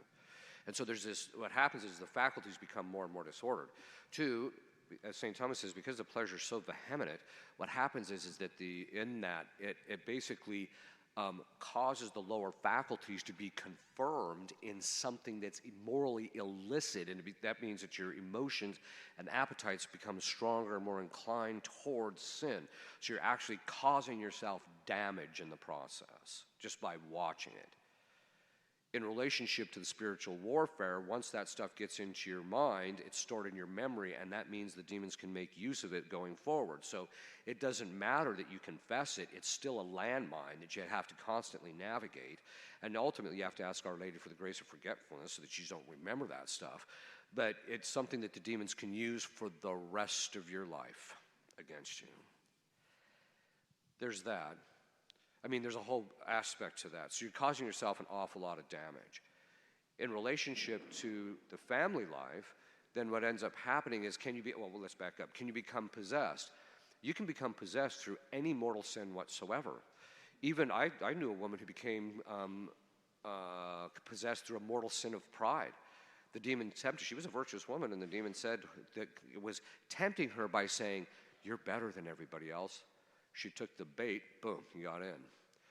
I've seen people become possessed through fornication. Usually people become possessed because they're involved in some type of, if you're talking about their sin causing the possession, they become possessed because of their own sinful behavior, usually in the area of the first commandment. They're engaging in the occult or something of that sort. But we're seeing a rise of possession for men watching, particularly men, although it does happen with women too. We're seeing a rise in possession among men from viewing pornography because of the fact that the Satanists have talked to people that, and actually the Satanists are involved as well in the pornography industry, which is why they actually say that by the time a woman reaches her mid-30s, she's just shot physically from all the bizarre things that they do. And it's because they see these people as nothing. They have no sense of life or human dignity. But the point being is that the Satanists have got involved, and they know that if you curse the master copy of the video that you make, the subsequent copies that are made bear the curse, and so the people who view it can be subject to the curse. They're doing this in Hollywood, by the way, and they're also doing it with music. I guarantee you've experienced that part in the music at some point. And this is how you did it. How many of you have ever gone in, you don't have to raise hands because it's by all of you anyway. How many of you have gone into a department store and they're playing a form of music that you normally don't listen to because it's bad music, you don't like it anyway, but you come out of the store and you can't get that jingle out of your head, right? Say a binding prayer and you will notice it'll stop immediately. It's actually a form of demons trying to initiate diabolic obsession. Okay, and it's because they've cursed the master copies of this music, because this was taught to them in the film industry and also in the music industry. The Satanists taught them this methodology, right? And so we're seeing a large number of guys, not large, that's not right. We're seeing an increase in the number of guys becoming possessed precisely because of the fact that they are viewing pornography that's cursed. So, and then if they're viewing pornography, if he's the head of the household, if the husband's viewing it, he, as head of the household, his job is to provide and to protect. So he's the one who ultimately lets in his household anything that's spiritually good or bad. So he's letting the demons in by just viewing the pornography, and once he gets in, then it starts afflicting the children. I've seen this happen, where the husband was viewing things that had a very specific kind of a disorder, and then the son, who never saw this stuff, they led a normally chaste life within the context and a modest life in the context of the family, and all of a sudden, the kid, who's 9 years old, is confessing temptations to that specific kind of disorder.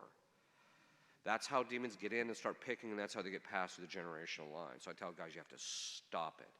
The other thing is, you cause tremendous damage in a relationship. Every woman, I don't care what the story is. Every woman whose husband views pornography feels like her husband is emotionally unfaithful. And now you've got that damage to repair, so you just have to stop it. Okay.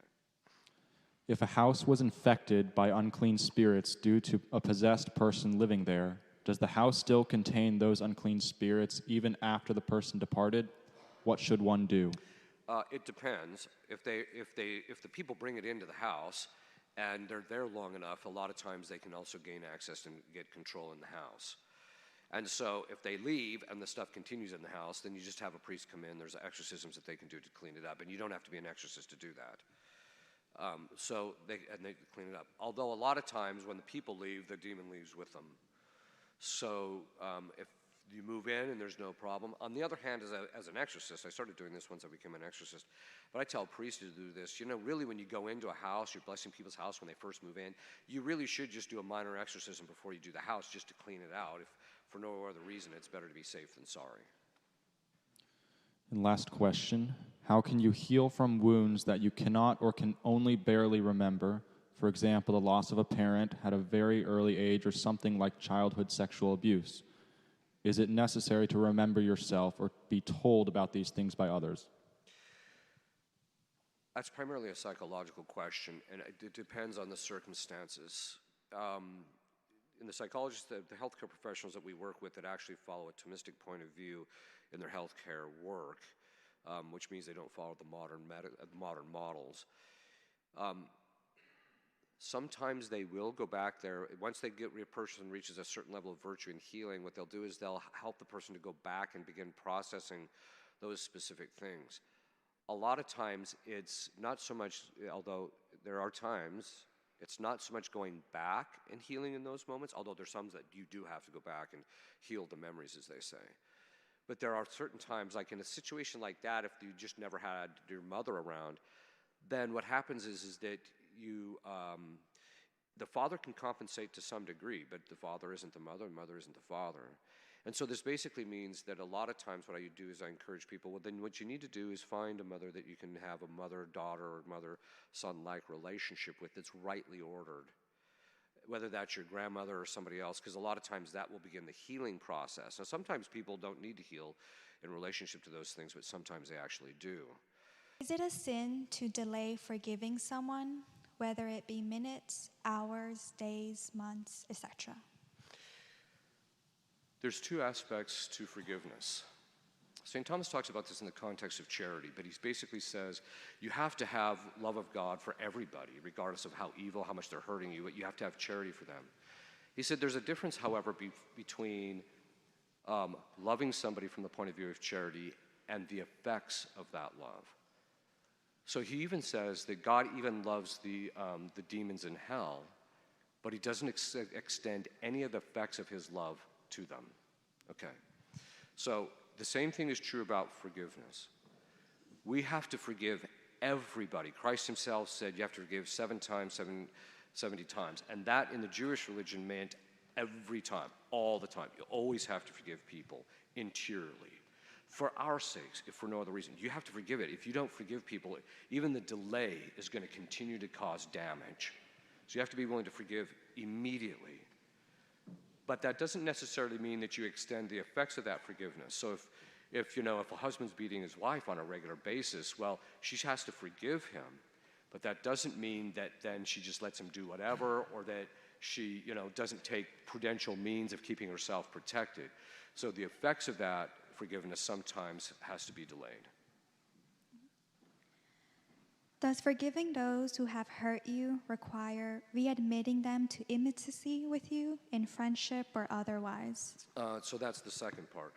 So sometimes if somebody's hurt you, so a lot of times what we'll do is we'll get people who come to us, and the reason they're possessed, so about 50% of the people that show up on our doorstep are women who have been raped, molested, sexually, psychologically, or physically gravely abused. And they're possessed as a result of this. Now, people say that's not fair, but there's a whole reason why God allows it.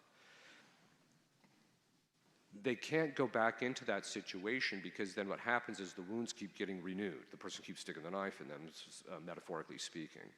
And so what we have to tell them is, no, you have to keep your distance. you have to forgive the person and begin the healing process, and and offer that up for this person's conversion, and then prudentially, if the person has a change of heart, then you admit them back in as a matter of charity. But if they don't, so that you don't get wounded again in a grave fashion, then you have to keep distance. Now here we're talking about grave woundedness.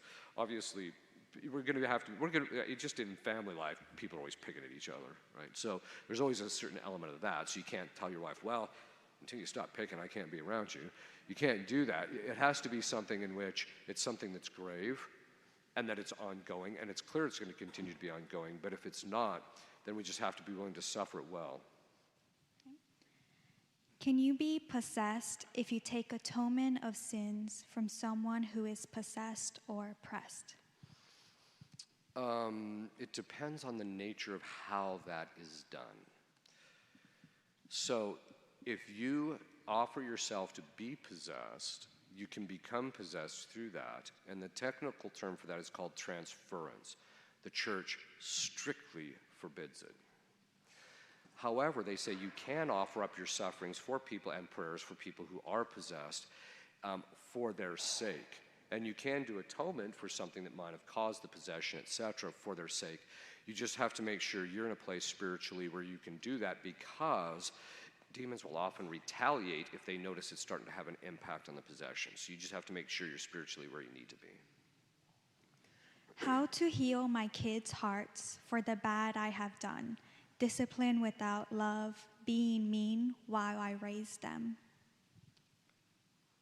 One more time. How to heal my kids' hearts for the bad I have done, such as discipline without love, being mean while I was raising them.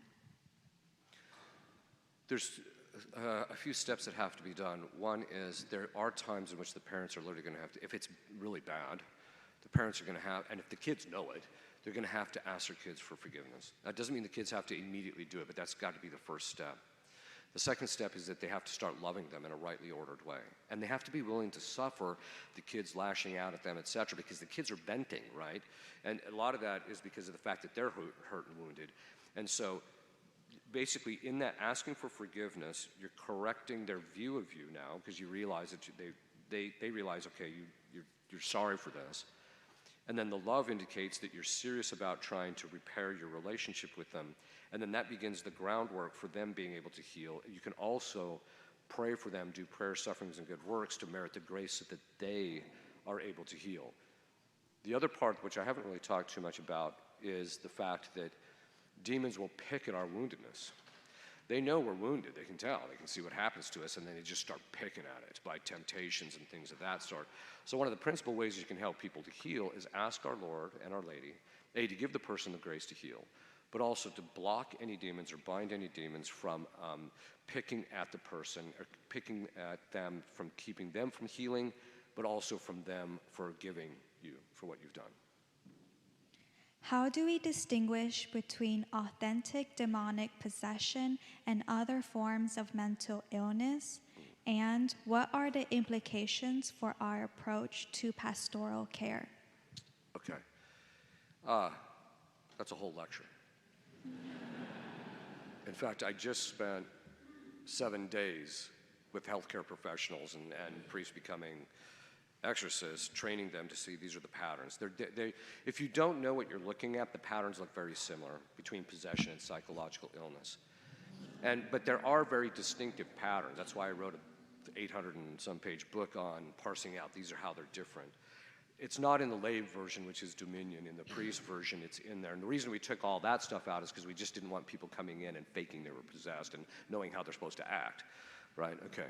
So there's distinctive psychological patterns. I'm not going to go into all of them, but the principal way that we actually know, before we get to the pastoral side of things, the principal way we know is through prayer, right? So, and that basically means if you pray over the individual, you're going to see a shift in patterns if they're possessed. If they're possessed, the more you pray over them, the worse it looks like it gets. And it actually isn't getting worse. In fact, one time this one woman said, I'm not going to go to sessions with Father Ripperger anymore. And the parents said, why? Well, the only time this guy ever shows up is when he's praying over me, right? That's the only time someone's forcing him to the surface, right? Okay. The point being is that the demon is going to start acting up because he's feeling the effect of his prayer. It's painful to him, and so eventually he's just going to start acting up more. So you'll see that it looks like a degradation in their condition, but it's actually a good thing because he's starting to feel it. But the principal way that we actually know it is through what they call the 3 preternatural signs. The first is things where the person speaks languages that they've never learned. So the first case of possession I ever had, the gentleman, he barely finished, I don't even think he finished high school now that I think of it. But when the demon manifests the first time, he spoke in a form of Phoenician that had been defunct for 3,500 years. Okay, that's not a psychological problem. The second, so that's one of the things. Sometimes you'll get, the demons will speak in specific language that the person's never heard. So one time I had this one demon. Christ restricts what languages they can speak in the situation. They have the infused knowledge of every language that's ever existed, so they know it perfectly. And so they can speak any language, if God permitting, but they're only permitted to speak certain languages usually. Once in a while, Christ gives them free reign, because every single thing they do is completely controlled by him, literally down to possession, who can possess, the degree of the possession, how they can manifest, all that. He completely controls all of it. But one time, this one case I had, the demon was only permitted to speak in Latin.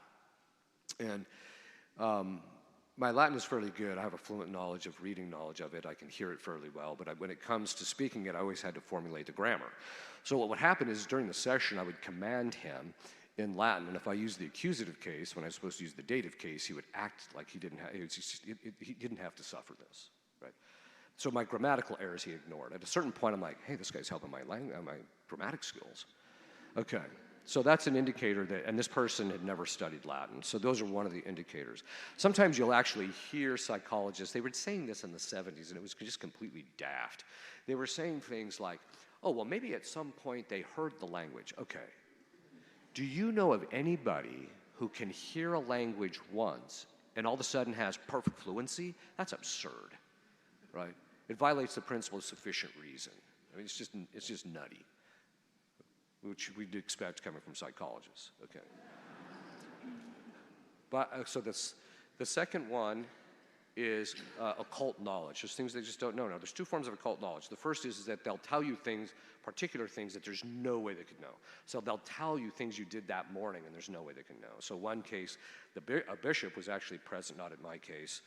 He was present in another, so I'm giving another example. But the bishop was present, and the bishop had committed a venial sin that morning. And he hadn't gotten to confession. So the demon said, hey, you committed this sin. And then the demon said, but your problem is you repent as soon as you recognize it, right? I'm like, hey, that sounds like a pretty good bishop to me, right? Mm-hmm. Okay.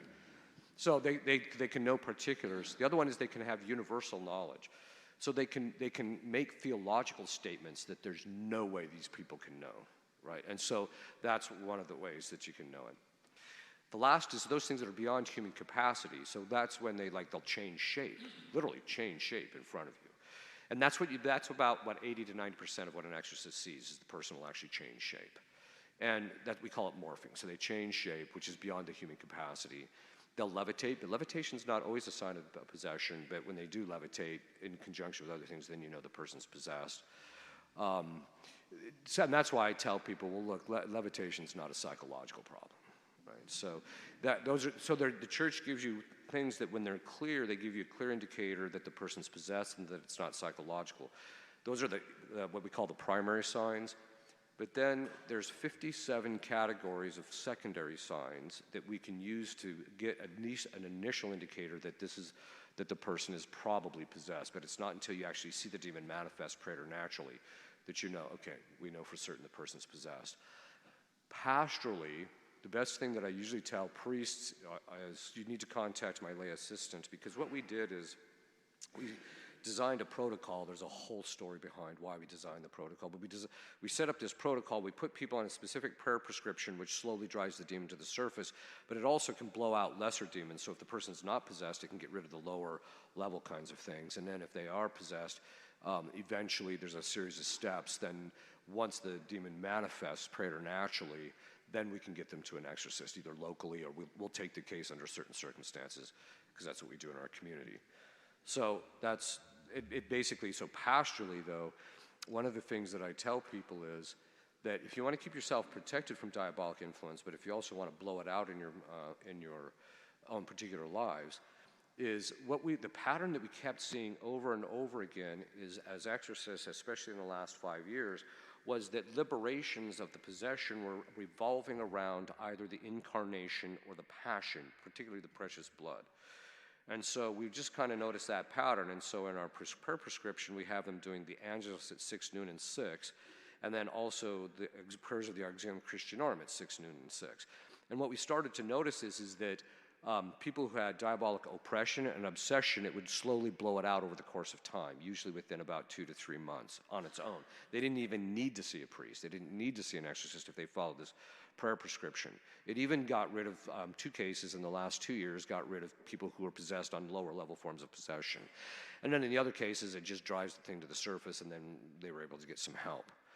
But the pattern that we started to recognize is that even if people were going to Mass every Sunday and holy days, they were getting to confession regularly, they might even be saying the rosary every day, what we started to notice is that the pattern that the demons, that we kept seeing the attacks in, was a lack of elementary spiritual discipline. In other words, people were not practicing self-denial on a daily, consistent basis. And that's what this 6, noon, and 6. People would say, okay, you got to get up at 6. Can it be 7? No, it's got to be 6, right? And that practicing that self-denial basically blew it out. And so that's one of the reasons I tell people, look, and this is what we tell priests, okay, put them on this prayer prescription, and there's a few other things they need to do too. But that was the thing that would just start clearing out a tremendous amount of diabolic influence.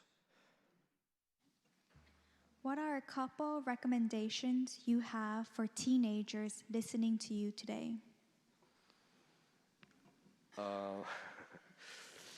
Usually it's for parents. I usually tell parents, you need to say binding prayers. Oh, that brings up something that's very important.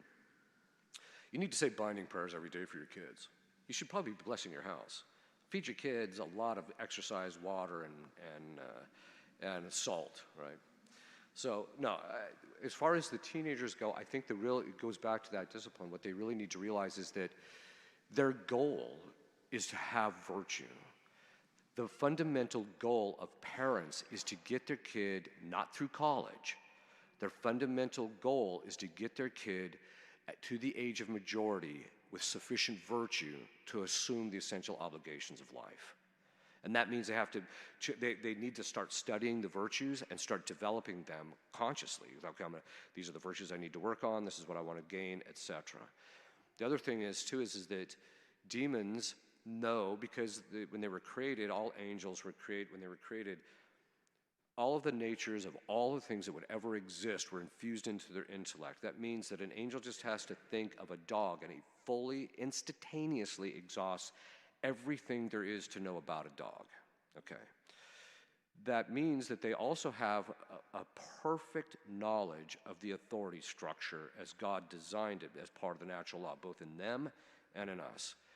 And usually what I tell teenagers is, look, this is how this works.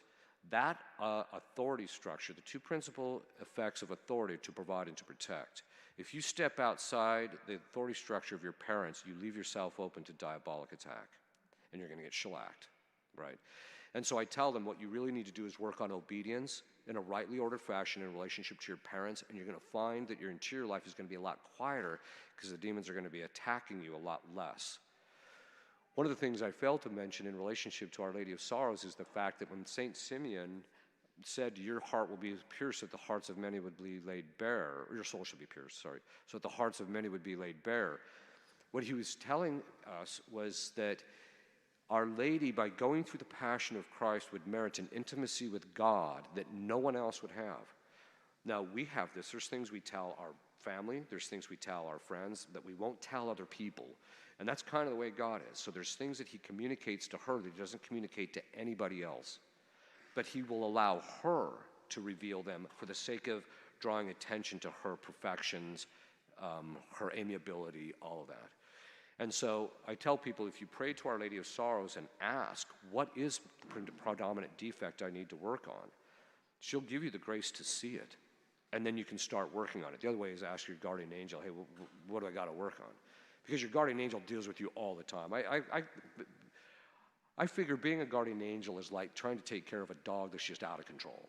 Like, don't do that, right? So, okay. But you can ask Our Lady of Sorrows to reveal it. She'll give you a grace, and then you can begin working on it, because we're very blind to ourselves, right? And this is true in relationship to virtue. But I also tell parents, you can ask Our Lady of Sorrows, reveal anything to me that I need to know that's going on in the lives of my children to help them. And that has a tremendous effect. Most parents, after about a week, are like, ooh, found out all sorts of stuff. Okay. Can a person that was possessed ever become not possessed by the demon just deciding to leave? No. I mentioned before that who can possess, all those aspects of the possession are entirely determined by Christ. So when they come in and when they leave is entirely at his discretion. And so sometimes demons say, well, I'm going to stick around. Well, that's not your choice. You're here for as long as he wants you to do. I mentioned it just a little bit in that stage 5 of the 6 stages of liberation. There's a certain point where they go to God and they try and bargain, let me out. And God says no, which is an indicator they don't have control over when they get to leave. And so under normal circumstances, God wants some external agency to be involved for their being removed. In regards to hexes or possible generational sins, how can you detect these? And can these types of sins cause multiple miscarriages and stillbirths within the same couple? They can. There's a variety of things that can cause it. I mean, obviously there can be physiological causes for that, but there can also be diabolic causes. They can also block women from getting pregnant. So there's been a few women that we've prayed over that ended up pregnant within a month, right? So, which is interesting that God will allow them to actually do that. As far as the generational stuff, the miscarriage, if there's a pattern of it, that's usually an indicator that somewhere in their generational lineage is Freemasonry, and so they need to break their prayers to break the Freemasonic curse. Excuse me. It can also be the effect of somebody in their generational line has been cursed, and you happen to be part of that line. So sometimes those things can actually happen. There's all sorts of things you can do to kind of clean up your generational line. I actually have a conference on generational, I think there's 3 of them, generational spirits, and how to identify them, how to get rid of them. But the principal way to identify them is, again, to ask Our Lady of Sorrows, reveal to us what is the generational spirit within our family. It's tremendously effective. Usually she'll give you, and it's not always the thing you think it's going to be. So, for example, in one family, they had gargantuan problems with homosexuality, with fornication, with other pornography, with alcoholism and drug abuse. And the pattern I was seeing is it's a spirit of pride. And one of the people in the family was possessed. And as it turned out, the possessor said, well, there was this generational spirit that was introduced into the line of pride, and he wasn't the one, but he was one of them. And so that was in there. But it was from a generational spirit of pride. So a lot of times what you see the demons doing is not necessarily the problem. It's something else. And one of the ways you're going to know that, in addition to asking Our Lady of Sorrows, is you ask her, or not ask her, but what you can do is, if you start really working on a particular vice or difficulty in your family and it's very stubborn and you can't seem to get rid of it, that's usually an indicator that you're dealing with something else. And you need to ask Our Lady, what is that? And then once you go after the demon in that part of your family's lineage, it'll stop. Is it true that we need to be careful of the things we say out loud, as the demons can use it against us? And how do we protect ourselves from them knowing how to attack us? That's true, but I don't think you have to be worrying that much. The demons are watching us, right? The way they watch us is just to think about us, and they can everything that we're doing and everything that's happening in the entire universe is being infused in their minds as it happens. So if they want to know what's going on in Saturn, they can just think of Saturn, and they see where the thing is at, and et cetera. It's the same thing with us. So they don't hear us, they just see what we're saying and things of that sort. But I don't know if you have to worry too much about that, unless you're talking about something which you're worried that the demons might make use of, that information, which I do on occasion when we're talking to people who are possessed and we don't want the demons to know what our strategy is. But there's not It's not necessarily going to happen in most people's lives. But the one thing that you can do is you can just ask Christ to bind the demon from hearing what you're saying. And basically what that means, it doesn't mean that what you're saying isn't infused in his mind. It's just that God blocks his will from being able to focus on it, so he doesn't know what you're saying. Should a person be concerned if their mother told them someone cursed them when they were born? The way demons work is they're showmen. They just can't stand hiding. Even when they hide, they want to show themselves a little bit here and there, right? And so usually what I tell people is if there's some particular aspect of your life that is an indicator that it could be diabolic, then you might want to go to a priest and see if you can, and have him pray over you to break the curse and see if there's any shift, right? If he prays over you and then nothing happens, well, then that's a sign he's not there. If you don't notice anything, then it's probably an indicator that he's not there. How to protect children, especially those who have to go to public schools? Yeah, that's a little rough.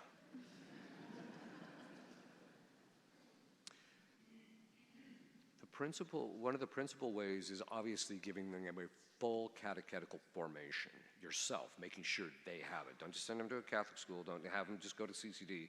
You have to make sure they understand all of the teachings of the Catholic faith and the moral teachings of it. And you also have to teach them that, look, what we believe and what we know is right and wrong isn't necessarily what other people are going to believe, so when you see that, don't get sucked into it. You just know that that's what other people do. The other thing is this elementary discipline. The common element that we saw among families that did not lose one of its family members to going off the rails spiritually or morally is the fact that they had engaged in this spiritual discipline throughout the course of the upbringing of the children. So praying the rosary can help quite a bit in that regard, but we found this discipline is the primary thing, so that if you give them an elementary discipline, it's easier for them to say no in relationship to those things. But I think that you just have to prepare them intellectually and psychologically, depending on their capacities of what they're going to be dealing with. It also means you got to be watching your public school like a hawk. So, We will do 3 more questions. okay. How do you combat or root out spiritual envy? St. Thomas says that the principal way to overcome envy is through charity. And by that he means that as we tell God we love him on a regular basis, throughout the course of the day, tell him at regular intervals, I love you, you don't have to feel it, but over the course of time he's going to increase the charity, because envy is specifically against the spiritual goods that someone has. And as we grow in charity, we're going to be able to actually see those goods as good things, rather than, St. Thomas says, the reason we envy is because we see that this person possesses something that's good that we don't have, and that's seen as bad. So as we grow in charity, our focus is on God, and so we just have a greater appreciation for the fact that they actually have that. We'll take delight in the fact that they have those things, rather than thinking, okay, I don't have that, etc. So it's principally by really increasing your charity, that is making sure you love God and you love your neighbor for the sake of God. And as you do that, over the course of time, the envy will just evaporate. Can you elaborate on the title of Mary as Mirror of Justice? Yeah, so the mirror of justice, as I mentioned, the principal way in which we know that is that she because of her perfect sacrifice. But it also meant that she also had a perfect understanding and the grasp of the structure of justice and what was due to people. So even in her own life, she was always perfectly just.